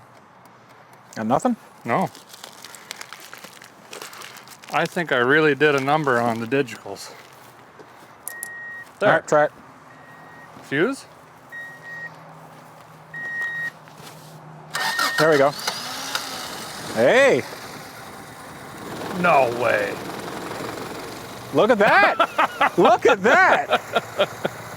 That is a running Honda, my friend. The dome light works. The tail lights Oh. are on. Back from the Wow. dead. That is great. Awesome. It sounds good. Oh, yeah. Wow. Not banging, clanking, Nope. idling like a shut off yesterday. Nothing's out of the tailpipe. It stinks, but this is wild. How do you turn the lights on?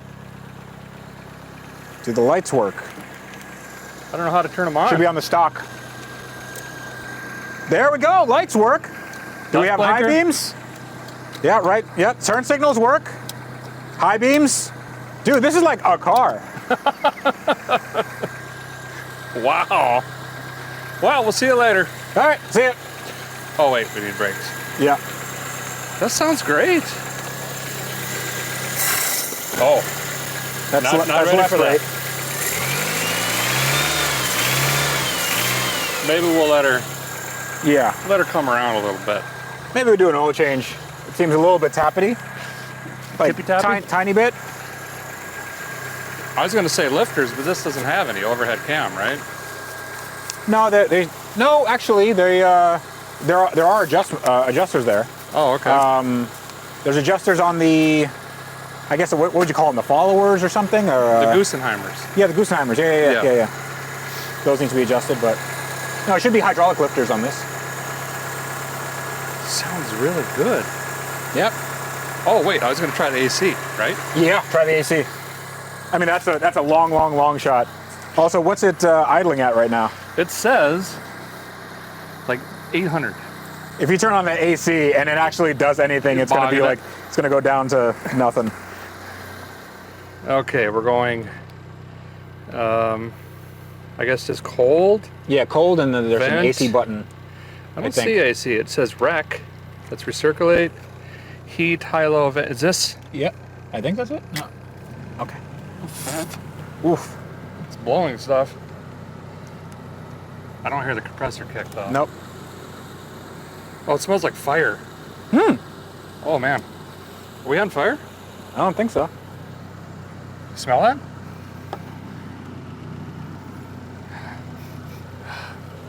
Is there smoke rolling out of here? Or am I just... Nope, nothing's on fire. Okay, well I'm gonna turn that off. That's not a very pleasant smell. I mean, it would probably be a good idea not to be like on what is kindling. This is true. Yeah. That's probably getting warm. Yeah.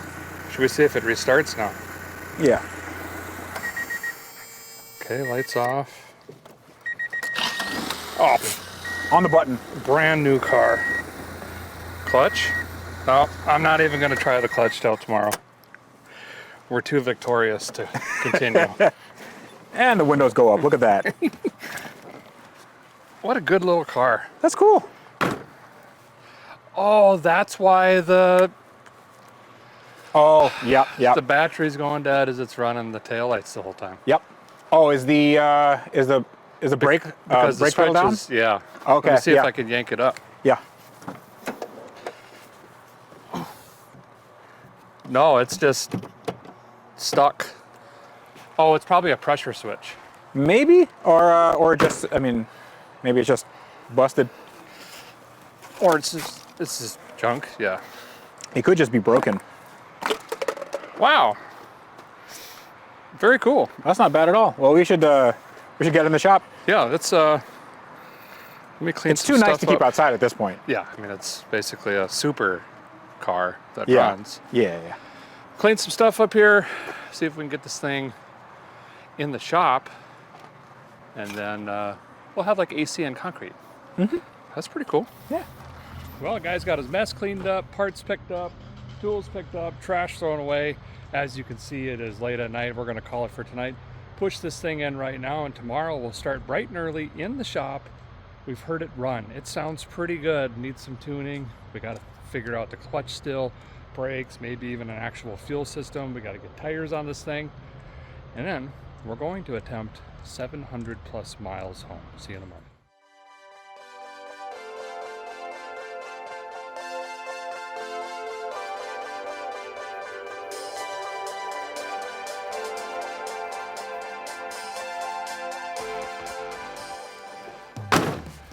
Well, good morning. Back on the 1986 Honda Civic CRX HF. Highfalutin. As you can see, we pushed it in the shop late last night. I did fiddle around with it a little bit, but didn't really get much accomplished, to be honest. We still have a tremendous amount of work to do on this car. We did hear it run yesterday, and it sounds really good, actually, but we still don't know how the clutch is doing. We know for a fact we have 0 brakes, and we've got to do something with our fuel system. Right now, we don't have a fuel tank. There's a lot to do today, but I did accomplish the most important thing already this morning, which was following through with the donation as a payment for this vehicle. Convoy of Hope. They've been around for a long time. They do a lot of great things. I sent a $3,500 donation over to those folks on behalf of Freddie for this here vehicle. And now we can get to work on it. We officially own it. So where we're gonna start today, I think what we're gonna do is, I'd like to get the lift up, inspect the car a little bit, get the front tires off, throw some brake juice in this thing, and crack a bleeder and see if we can start gravity bleeding the front. This wasn't in the shop for brakes, but it's kind of unusual. Brake fluid is gone. It doesn't disappear unless there was a lot of moisture or water in it, which maybe could be the case. And while that is sitting and soaking, we've got to address the fuel system. May potentially take the tank out of this thing. It could throw us back, who knows, half hour or half a day. But it would be nice to not have a gas jug in the back of this thing on our journey back. I don't know how to run this thing. But we're gonna figure it out. This one's got air hooked to it and all sorts of stuff. Oh, look at that. Lift this up a little bit.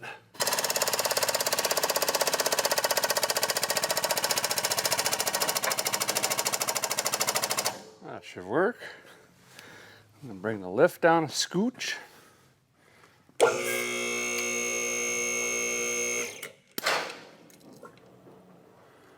So I can get to the wheels. Feels kind of weird working betwixt millions of dollars and what is that thing over there? A McLaren. This one over here is a Lamborghini, I think.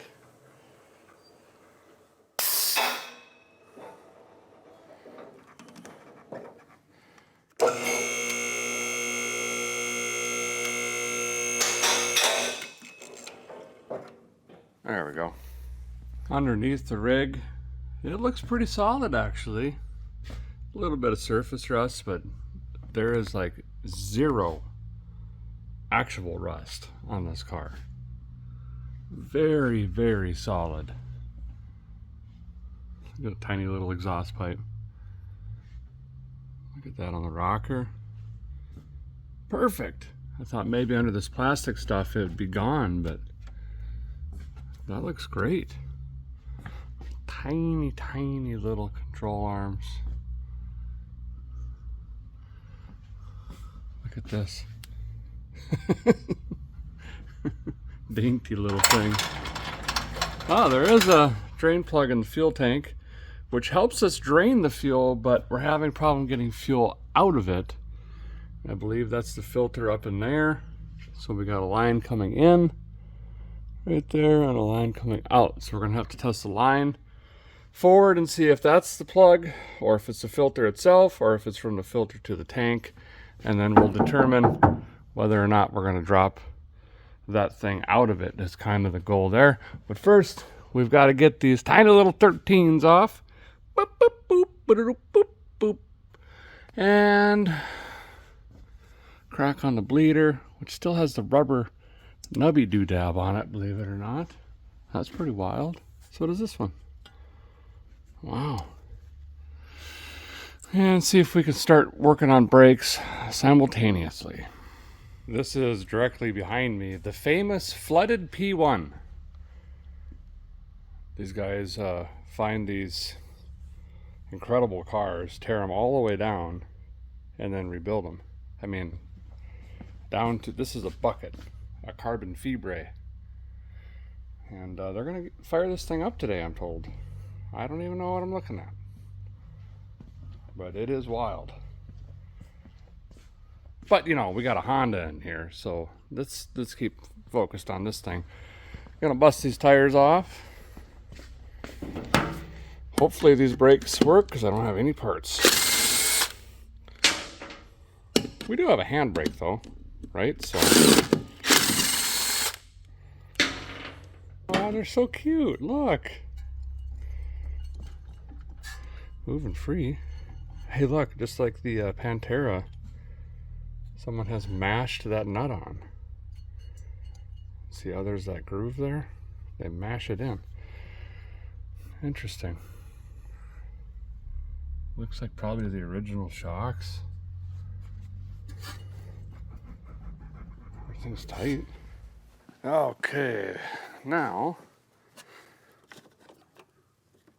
the master cylinder has this little basket in it. That's a really cool design actually. It's got a screen and everything. This is full of mud. Pretty gross. So what I'm gonna do is clean this up with brake cleaner first, and then we're gonna put fresh dot 9.5 in there, or whatever dot coms we have. And then I'm gonna crack this bleeder right here and hope that we can start gravity bleeding it. If I'm getting fluid out of here, we'll let that drip for 20 minutes, close it, crack that one open, and we might got us some brakes. That's the hope anyway. Screen's all cleaned up. 14 gallons of this juice leaked down to the floor of my rental. That seems fine. Just can't really breathe in there. It's pretty heavy scent-wise. Okay, 1.5 tablespoons of brake fluid, and that is full. All right.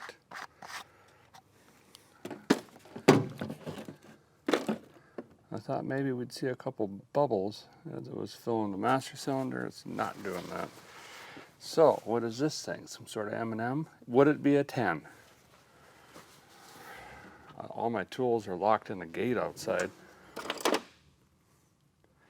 12? Nay. Ooh, this is a 10. But do I have a ratchet? It's not a 10. It's also a 12. Well, what is going on here? There we go. It is a 10, but now I need the...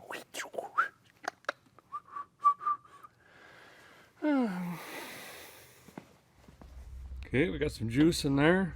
Shake it so you can see it maybe. There you go. And we got this bleeder cracked. The pan under it that I found. And we're gonna let that sit. Let's get back to work on the fuel system. As with everything on this car, tight fit. I think we're gonna go ahead and just try to take this whole tank down right away. Instead of procrastinating, let's just do it. See what's going on with the lines. Clean it out a little bit.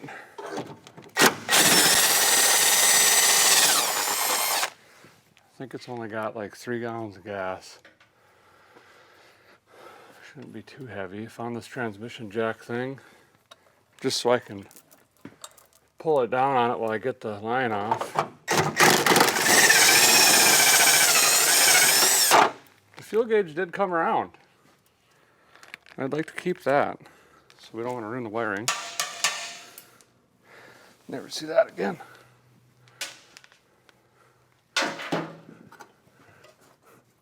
Why is it not?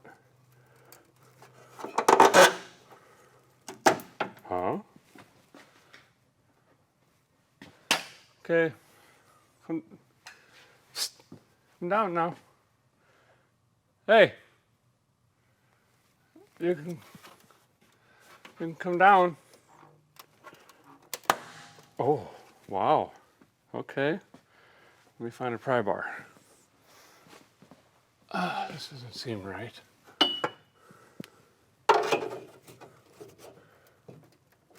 Yeah. What could be hooked up though? It doesn't make any sense. There's a plastic shield.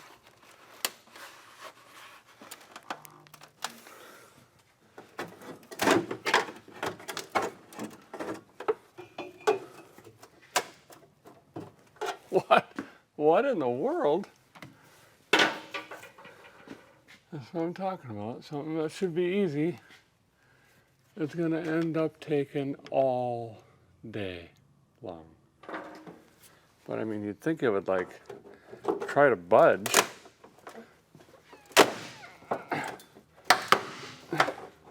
What is snapping? That's what I want to know. Huh?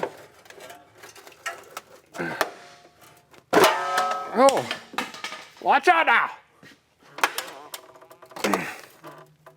Is this bolted to the car?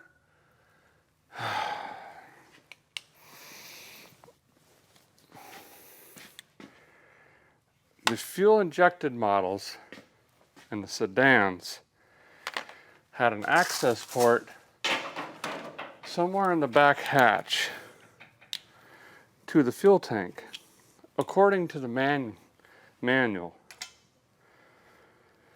That's what I was looking at last night, but I didn't see anything unless I got to take that whole plastic tray thing out. So now let's lower the car down because I'm hearing plastic snapping. Monkey around up there now. I suppose I better start these so we don't bend these all up. That's broken. Right. Go to this one then. Everything seems to be going really, really good this morning. My coffee was great at the motel, though. So it's not all bad. Lost the washer. We're back to bad. It's getting worse. Anyway, what I was saying, allegedly, there's an access port. We could reach the, what would have been the fuel pump on the fuel injected models, but potentially just the sending unit area on the carburetor model, which would allow us to pull that out potentially and clean it without dropping the whole tank.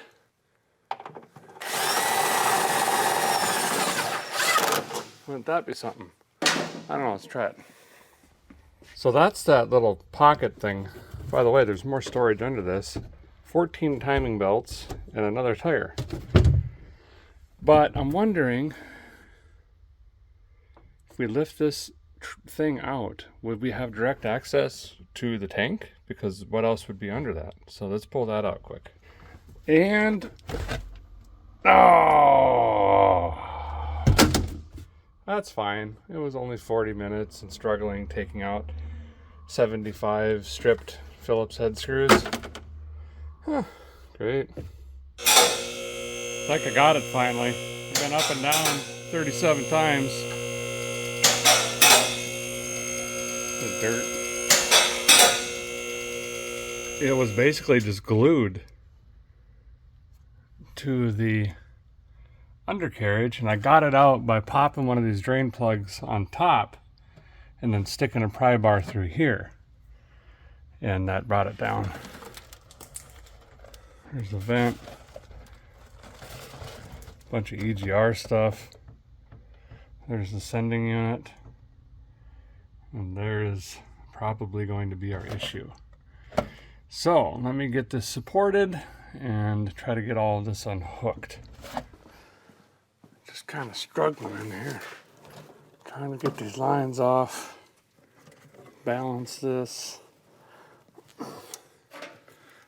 Kind of funny, Honda's using the same clamps they use on like weed whackers, snowmobiles. Just a single spring clamp. Okay,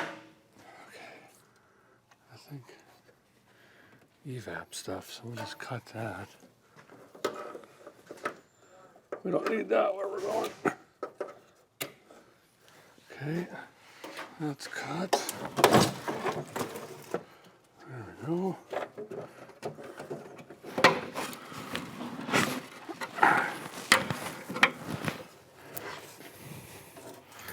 All right, one tank. There is way more than 2 gallons in here. Way more.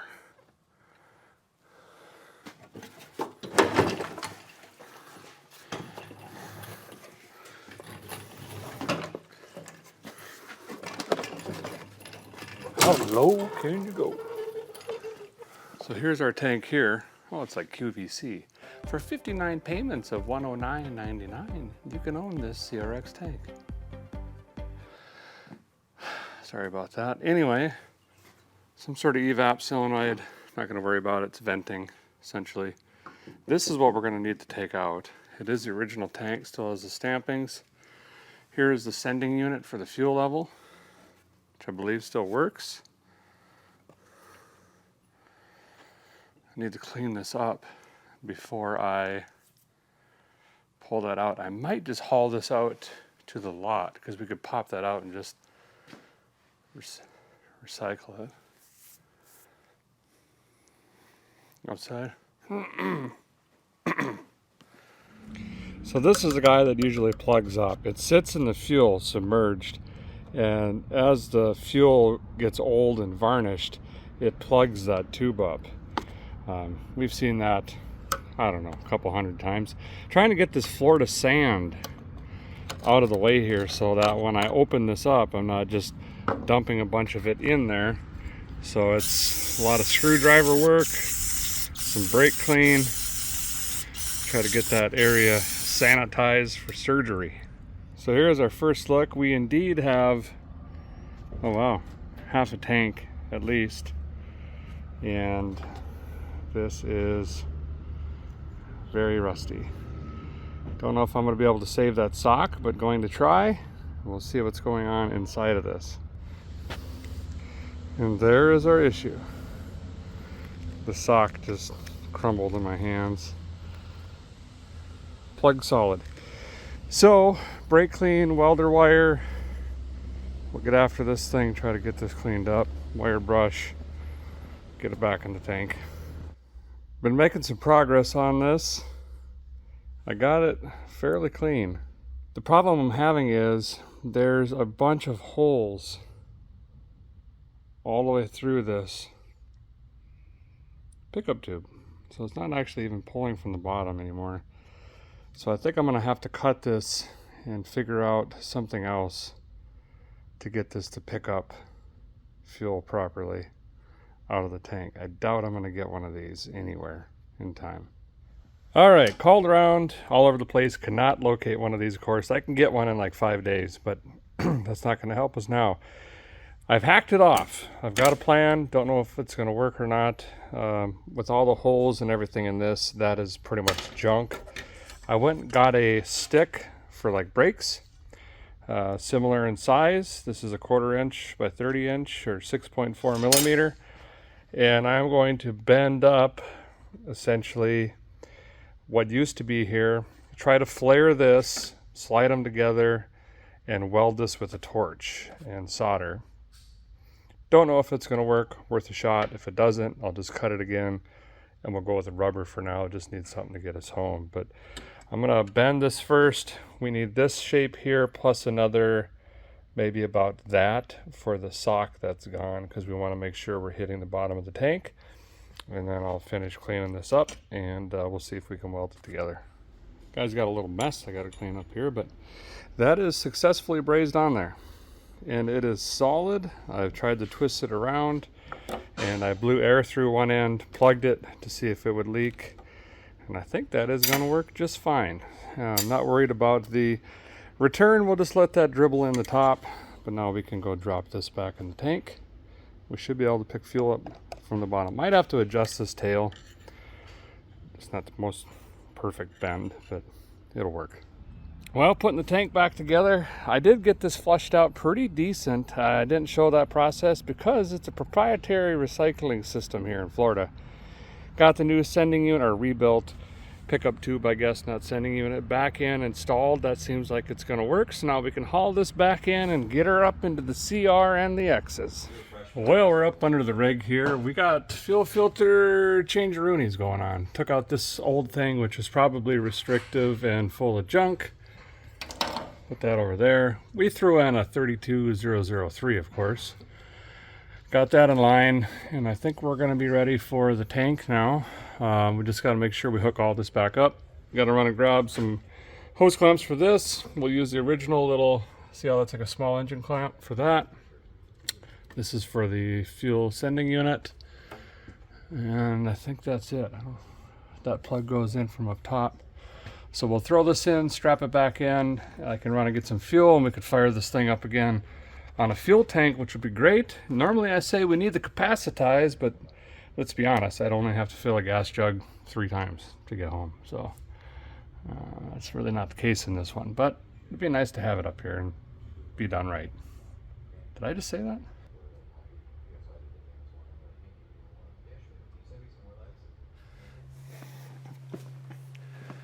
Apologize, you're just gonna have to kind of trust me and use your imagination right now.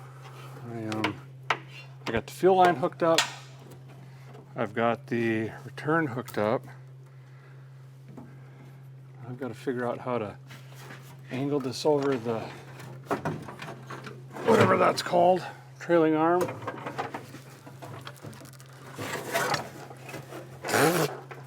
Like that. Now I've got to somehow hold this with my forearm. I slip on the filler neck, which I should have WD-40'd. I didn't.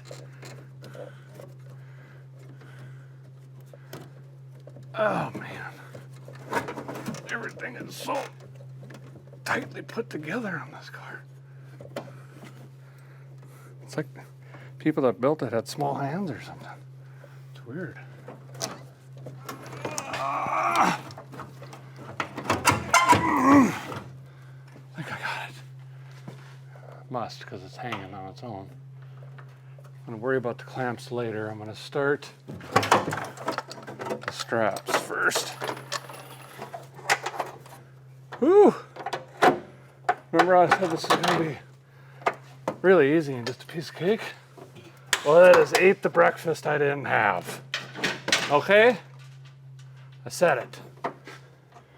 Speaking of breakfast, what am I gonna have for dinner? You know, lunch and dinner mixed together. Or, did I just say that wrong? Breakfast and dinner. Yeah, that's what I meant. All right, now we got this supported. I can realize everything I forgot, like the wiring for the sending unit. Can I still reach that? Stand on this rolling thing. Get there. Okay, we got that. Looks good. Fuel filter tucked up in there so it doesn't get pinched. Oh boy. Can't wait to pull this down again to put the right pickup in. Fun times.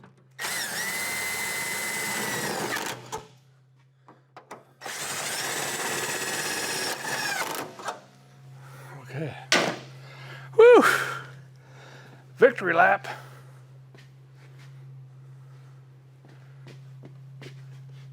Came back. All right, let's tighten those clamps up. I gotta get fuel, I suppose. Job complete. This here is the evap. We're not going there. That's all clamped back up. We've got an easier filter to replace. That's very common.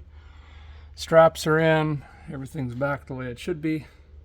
Good to go. Now I can lower this down, reassemble the rear hatch again, get all that put back the way that it should be, and clean up that mess. Then we can go get some gasoline and try to fire this thing up again today on some fresher fuel off of its actual tank, which will be a big victory. Well, had to go ahead and break the master cylinder off. It is not pumping any fluid. It felt like the pedal was swinging and coming back, but I believe this is actually stuck. So I'm going to pull the hog ring off of this, try to pull this thing apart essentially, and see if we can inspect it, clean it, and get this thing operating and building pressure. I have called everywhere for one of these and no one has one. Boy, this was a fight, and a delicate one, if that makes any sense, because if I damaged this, I would be in trouble. It took a long time, but I got all the hog rings, the seals, and pieces out. The piston was actually stuck in the bore in here, and I just now got it out a minute ago. I used the needle nose pliers, smashed those in a vise, heated it, and then used a hammer to pound up. And I hope that I didn't ruin this seal with heat, and we might be okay. Now I got to see if I can borrow some emery cloth. We got to clean up this piston, and we've got to take any scoring out of this bore and clean that up as well. Check for any rips in our seals, and then completely assemble this once again, and hopefully we can build hydraulic pressure. Guy had to take a trip to the parts store. Got a few things here I think we're going to need to try to pull this off. I did not find any more of these rubber seals, unfortunately. We're just going to have to hope that they work. But we have two things that we need to correct, which is this piston. There's some scoring and witness marks on it. We got to clean that up. I'm going to be using this emery cloth 320 grit. Sure, it's what we got. Okay, moving on. We got the bore of this bad boy, which is also going to have a score in it. And they make this tool specifically for that. So there's different sizes. Just pay attention to the size. This is going to go in here. I'm going to use a little bit of lubricant. And we're not trying to change or modify anything. We're just trying to clean. So if I run my finger in here, I can feel that it's got some burrs in there. This stone will just go through here and clean it up, just like honing a engine, basically. But we don't want to make it bigger, because then we're going to lose the seal with this, which is our primary piston seal. So I've got to get all of this done quickly. When I'm done, hopefully fully assembled, we'll be able to take a screwdriver, push in, and the spring will push the piston back. We'll be able to fully assemble it with the reservoir cup, bend some lines up, bench bleed this, and be able to put it back on the car and bleed the brakes on the car. And then we have to hope that the calipers are good and everything else. Great. So setting this up is pretty straightforward. It's all the way loose right now, and you can see it fits easily in here. But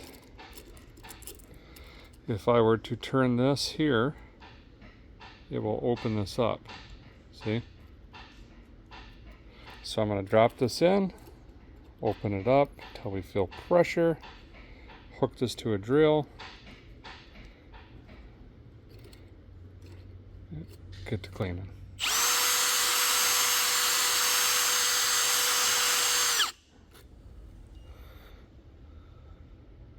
That should probably be enough. Hard to see, but we've got a nice clean crosshatch in there. Some of the remaining color is there because, again, we're not trying to make this bigger, so I'm not going to go till it's all new. The point of doing this is done, which there's no more burrs or anything in there that's sticking to my fingers. So that is a nice smooth surface. Get to putting this thing together. Just got to clean this up. Well, we have success. Got some juice in here, and there we go.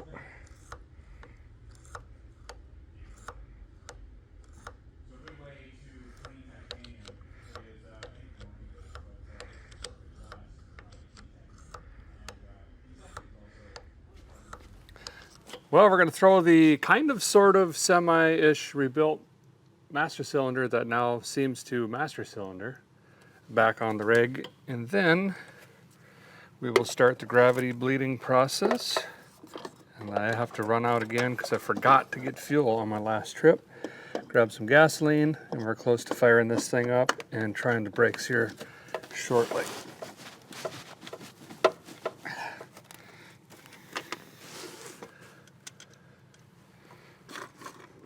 I'm racing Freddie right now. If he can get his P1 started before the Civic. He just added a while. I think he's ahead of me. Nah, the day is young, my friend.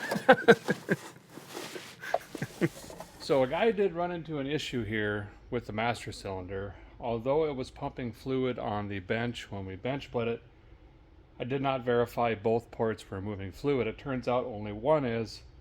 The master cylinder is in fact bad. We kind of knew that from the get-go. The other issue that we're having here is the distribution block reacting to the master cylinder only pushing fluid on one port.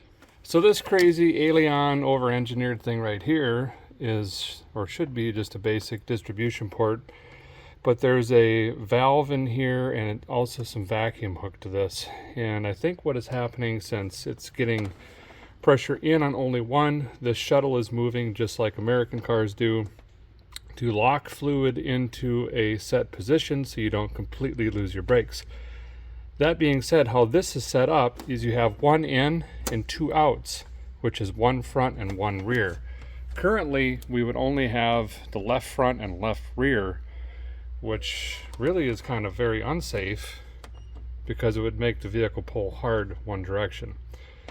What I'm going to do is bypass this completely, put in a bunch of crazy lines in here into a T-fitting, and basically force this master cylinder to only run the front brakes.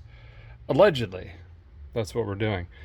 These are M10 by 1 fittings. Nowhere in the state of Florida has these things. I need a T, a basic T, I could put all these together. So now I need to convert these from M10-1 to M10-1 to 3/16 line back to 3/8 24 fitting into a 3/8 24 T to put all this together. So it's going to look like this, but we should be able to move fluid from there to right there for front brake. So give me a minute. I'm gonna try to cobble this together.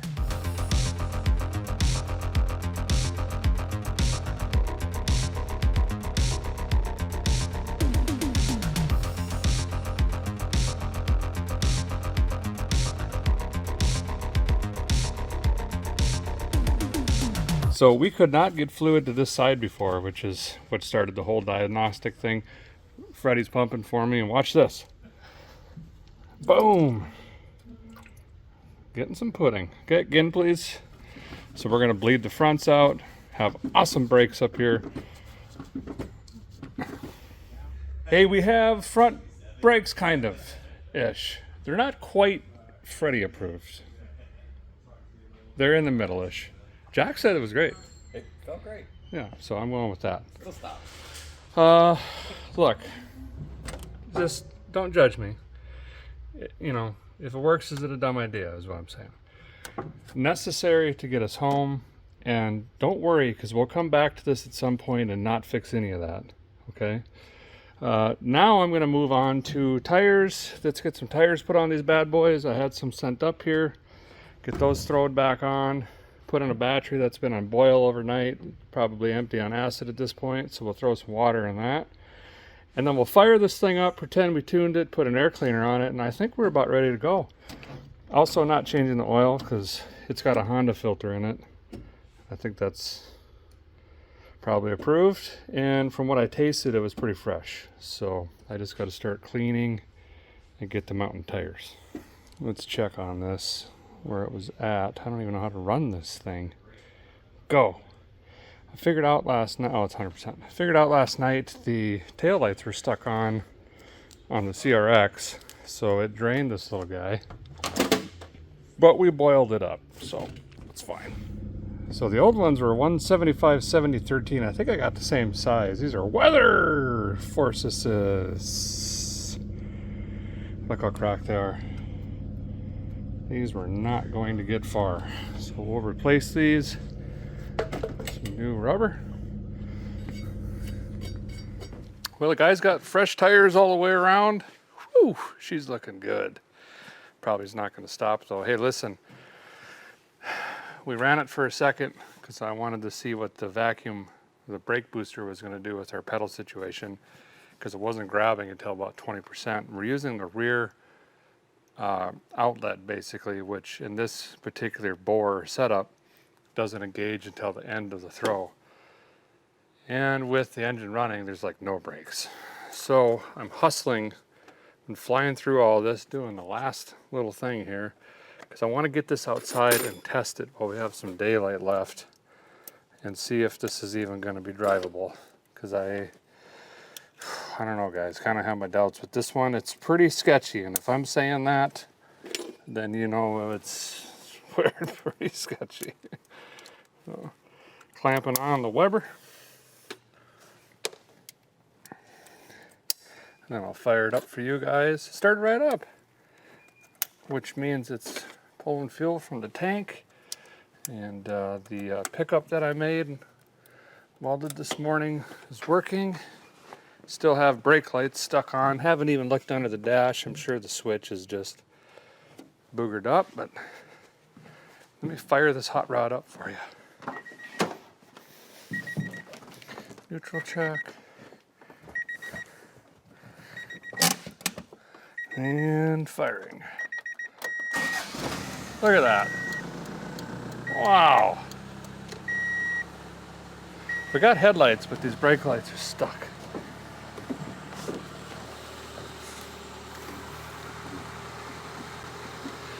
Oh, I think the next thing we got to do is just drive this outside, up and down the lot here, throw some coolant in it, see if it's going to stop, make a decision. Got me some Xerox Asian vehicle, my family. I don't know. It's got a, oh, it is blue. Wow. Okay.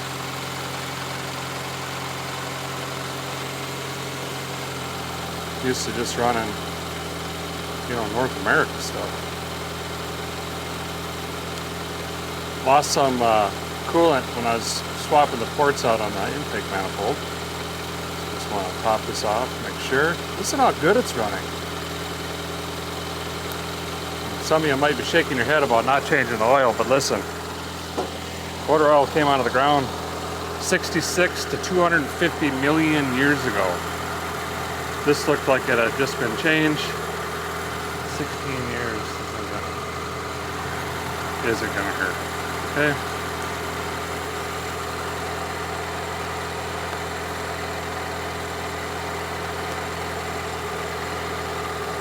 Sounds good.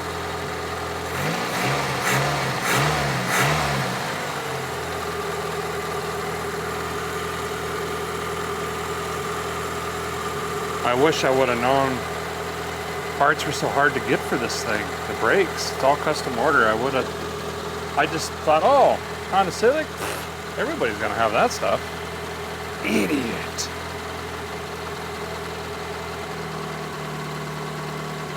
Letting the air come out. A couple things the guy hasn't checked yet. Clutch. And it smells like it's getting hot. And I don't know if that fan is fanning. But let's try the clutch now, see if we can ease it back.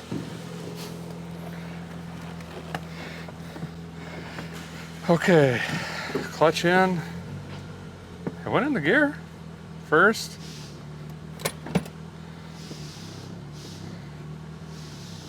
Oh yeah, reverse. Ha. Okay.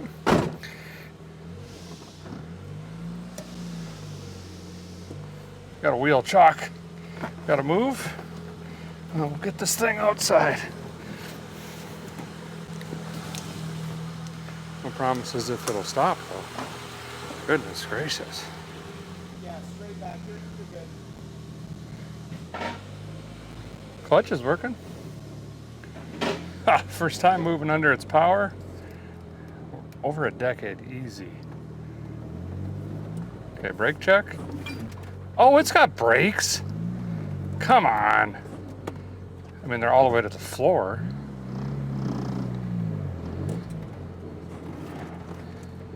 What was that noise?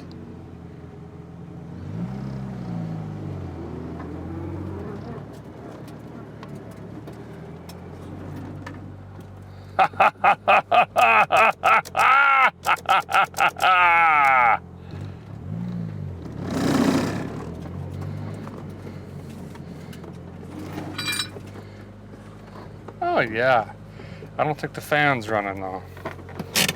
Let's take a look at that. Everything smells hot and fiery. I like it. No, I don't. Well, I kind of do, let's be honest.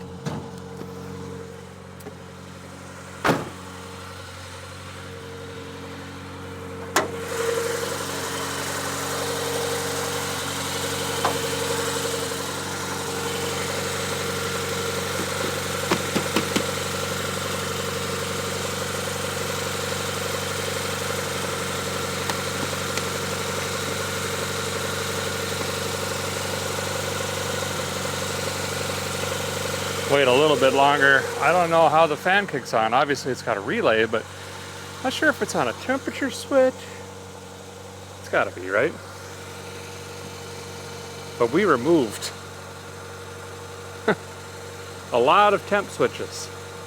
You know what I'm saying? So, but I have a guy in here that might help me. He's wired in a RC controller to a McLaren. And you trigger forward, that's how you start it, and then trigger back, you rev it up.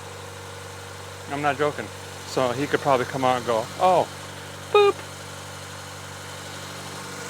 It'd be nice to hit the road tonight. Reason I bring that up. All right, a guy pulled her back in, and I've enlisted help. Eric over here is working on that P1 over there. And I said, why don't you take a break from NASA engineering and come over here and figure out this fan relay. And while he's doing that, I'm gonna try to contort myself underneath and figure out this brake switch, because we got brakes stuck on. And he's gonna probably, like a relay or something, you're thinking? Well, I'm gonna see if I could figure out the original Honda, troubleshoot the original Honda system, and at worst case, we'll put a relay on it and trigger it when you turn on the ignition. It'll turn on the fan. All right, so At worst case. 12-volt relay kick for the fan. That'll get us home, and then, you know. Sweet. Well, thanks for the help, man. Here's, I don't know, this might be helpful. Dude, that would totally be helpful. All right, let me take a look at it. Yeah, that came with the car. It's pretty sweet. Well, good morning. Sun's just coming up over the palm trees here in Florida. Bright and early. Oh, the hatch didn't close. How do you do that? Hatch! Close! Well, anyway, obviously this is a rental. It's named after some character in Aladdin, I think. I have no idea what this thing is. Need to get this to the rental place, drop it off, and then get a taxi back to Tavarish's and pick up the CRX. Well, we made her back to the highfalutin Honda. Let's see what the Weber says this morning. Fired. A couple pumps. There we go. Nice. We have windshield wipers. They're moving, but they're not doing anything good for me. I don't think I have anything in here. Rocks might over here. Clean this windshield. Get ready to hit the road. All right, glass is cleaned.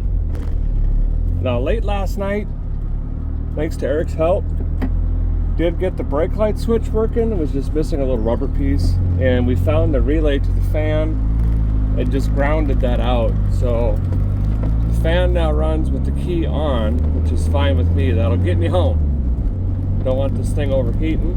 Fuel gauge doesn't work. This is the most I've driven it, other than back and forth. Got a weird noise turning right. Hope that's not like a rear wheel bearing. Clutch is not very clutchy. There's not a lot left. And the brakes, I said we got brakes. But what I meant by that was when you jam the pedal all the way to the carpet as hard as you can, there's a little bit of front brake. And I can't get too overconfident here and forget the fact that we're running the front brakes on the back side of the master cylinder, that the other 50% is already bad, and that I rebuilt on a bench with limited parts. That could fail at any moment, but the handbrake does work just in case of an emergency. I am going to actually take more highway this time. I usually like to take back roads because I can travel at a slower speed, let the car come around, and if I break down on a back road, it's not as bad as an interstate. And you get to see the real America. All the small businesses and the great people and things like that are on back roads. But that involves a lot of heavy braking, going through small towns, lots of stoplights, stop signs. This time, I think we're going to jump right on the highway interstate and try to use the brakes as little as possible. Kind of a different strategy here. We'll see what happens. I ended up with 2 plates. I got one from 2003 or something and one from 2014. I have no idea which one actually goes to this vehicle. Really have to slip the clutch to get this thing moving. It is not a powerhouse, believe it or not. 3rd gear. Temperature slowly coming up. Those sandals turning in the passing in the turning lane. I was doing the limit. You Floridans are crazy. Okay. Let's see what kind of MPGs we get with the Weber and absolutely no emission stuff versus the Japanese fuel make it happener, and 57,000 relays. This should be pretty interesting. Science.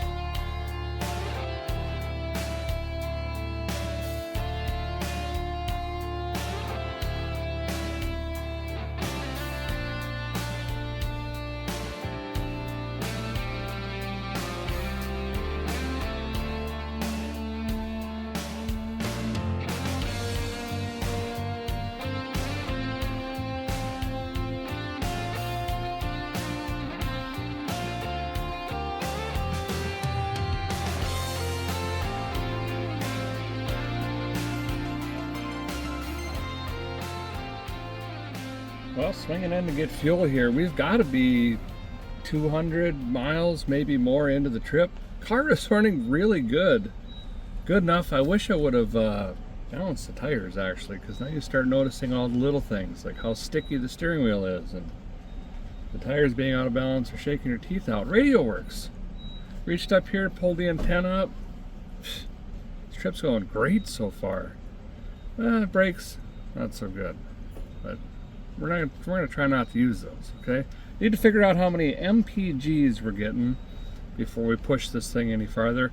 I also noticed up here on the windshield a date of, it's an oil change sticker, 2/22/07 with a due at 2/39/213, which the oil was fresh like I thought. It was just changed, and that correlates with the last fuel up in early 2008. So this guy changed the oil, filled it up, and sat. So this is the first time ripping down the highway in what, 16 years? Staying cool, cooling fans hanging in there. I forgot to come up with a plan B on that. If that fan quits, I don't know. Also, why didn't I put the tire that was in the bottom trunk on the wheel in the back that has the bad tire on it, so we actually had a spare? I don't know, little things you think about on the road. Gonna fuel up, grab me a hawk dog and something to wet the back neck, and keep on running. Well, this seems to be looking fine. No major leaks or anything like that yet. Well, the guy ran the calculator at the pump. We're getting 35.8 miles to the gallon. I'm really impressed with that, actually. We've basically doubled the size of the fuel make it happener, and I'm really pushing this thing to try to run 70 if I can, which is the speed limit. At 50 miles per gallon, I'm sure that was at 55 and on very flat ground. So really that 15 miles per gallon difference, not too worried about it. Did use a little bit of oil. I'm gonna grab a quart in here as well. Well, this has been a fun stop. Met a handful of fans from all over the place, and I've had 2 people come up and say, what a cool CRX. Really digging this thing. I wanted to show you guys this quick. I was looking through this. There's a lot of the original paperwork with this car. This was purchased 7/31 of 86 with 20 miles on it. Right there at Blount Honda. And then there is miles of paperwork from that exact Honda dealership. Here's the pre-delivery inspection report, the window sticker, the quality delivery checklist. I mean, literally every single piece of paper. Here's the print off from the computer screen. This is really cool. This has got to be one of, if not the most documented Honda CRXs in the world. It's one of the most documented vehicles I have ever owned, ever. Quite honestly. There's so much I won't even fit in here now. There we go. Thought that was pretty cool. Hey, before I forget, I do want to say thank you to Freddie Tavarish. What an awesome guy. And thanks for all the help and hanging on to it for me, and storage and tools, and let me work in his shop. Really cool guy. And they do some awesome stuff there, incredible stuff. They find like supercars that were like flooded in rivers and fires, and build them right there in the shop. So if you haven't, be sure to check that out. Okay, I got to figure out my path. We're just winging it, heading west right now on the handle. I don't know where I'm going, so let's figure that out and crank this thing back up and hit the road.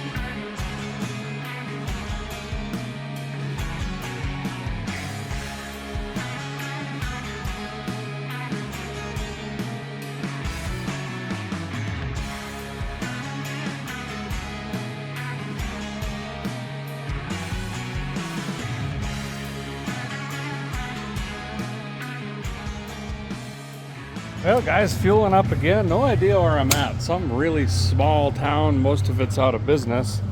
Just kind of cutting my way northwest through Florida. Car is doing really, really good actually. AC does not work. Had to try it. Oh, I lost a valve cap. Darn it. But the more I look at this, I can't wait to see this thing cleaned up. And I think this paint, I lick my finger, I think we might be able to, underneath all that dirt, we might be able to bring this thing back around. Just polishing it up. All right, guys, all fueled up. Got some refreshments. I think the timing might be a little off on this car. It drags when it's warm. Listen. And start. There we go. Also, it must be charging. I forgot to check that. Whoops. Well, technically, we did just check it. Yeah, road tested the charging system. Good to go. Okay. More miles down.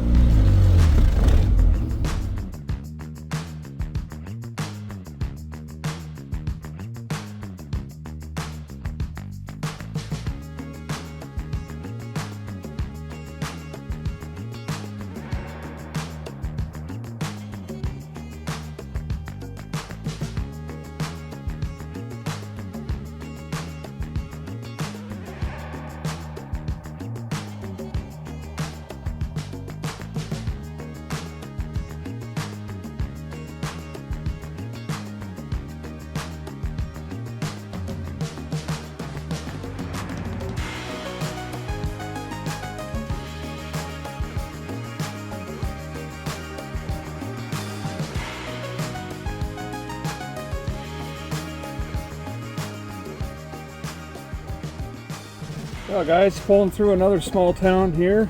I need to get on my feet. I'm sitting all day, my back later is just barking and my hooves is aching. I need to get a pair of boots. Got too many miles on mine, and this little mom and pop shop has a giant Ariat sign in the window. So I'm gonna go in and get some steel toe cowboy boots, hopefully. They got my big hoof size. Car is running great. The more I drive this thing, the more it's coming around. It used to smoke on when you let off the throttle or decel, and that is starting to go away. So I think the rings are really coming around. Or we're out of oil. They got a John Wayne thing in the window. I gotta get in here. I could probably have a cold snap with this guy. Success! But that worked out great. A guy never has time to do anything other than turn wrenches or travel, so this worked out pretty good.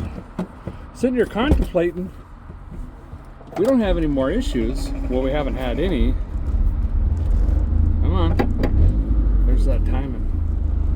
We might push on all the way home tonight. It'd be late, but then a guy could save on a motel and a meal out.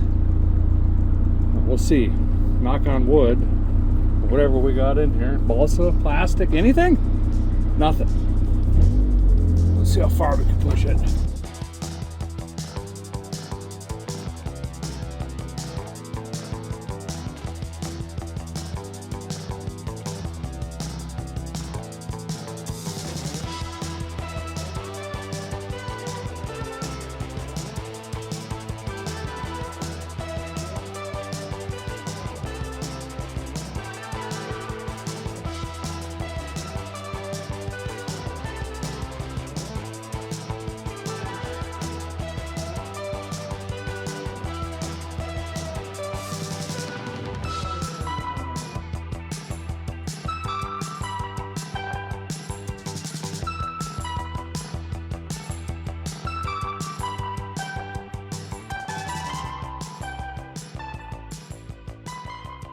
Well, guys, stopping to fuel again and stretch. Got to get some coffee. About 150, 200 miles-ish away from home. I think I'm going to push it tonight, so I'm going to get caffeinated out. Doing a light check. I got tail lights, side marker, headlights. Look at that. Haven't had that in quite a while. It's pretty nice. So we'll get this topped off again. Fuel mileage is actually getting a little bit better. We'll see what it is this time. Can't do math that fast. It's still going. But about 37. Let's see. Give me a second. Yeah, about 37 and a half MPGs. Not bad at all. Easy on the pocketbook. Might have to keep this thing around, scooting into town for parts and whatnot. Goodness gracious. Anyway, sun's going to be going down here in just a minute. It's fall colors. It's beautiful. I wish I could hit the back roads, but we're trying to baby these brakes here. So we're going to stay on the main highways, cruise into the night. It's going to get cool finally. It's been pretty hot in the car without the AC, but you just roll the window down and try to drive faster. This one, 60 it likes. Anything above that, you're really mashing on it to go faster than that. So I don't want to beat on the thing. Just kind of been cruising, taking it easy. But let's push it into the night, see if we can get home tonight.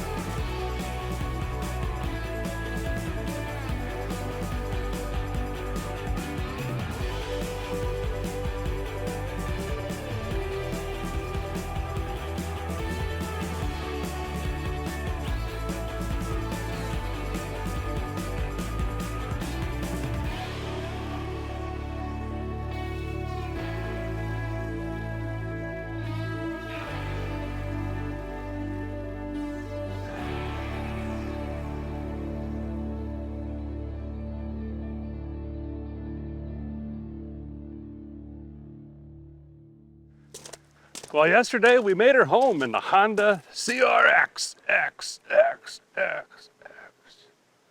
I think for the first time ever, we cannonballed all the way without stopping. There were no issues. I didn't have any breakdowns. I added oil and kicked a tire a couple times. That was really it. And we got phenomenal fuel mileage and looked like Bowser the whole way home. But I had a good time, honestly, and oddly enough, I did not expect this. Fueling up, people went nuts over this thing. I can't tell you how many people came up and, I had one of these in high school. Where did you find this thing? You never see these anymore. And my eyes were opened up to a whole new world. I was asking questions, are these really that sought after? You really can't find them? There was a market for these? There is? And man, these are like, I guess they're the thing. Cats are shedding, winter's coming. So, you know what? What I'm trying to say is, I know, hope you're sitting down. I kind of get it, okay? I'm a car guy through and through, and I'm willing to admit it doesn't need to be American made. This Honda is the cat's purr. Maybe not a meow yet, but we can get her there. And you will see this car again, but I don't know what to do with it quite yet, and that's where you come in. Help me. Do we just keep it stock, original, clean it up, send this thing down the road?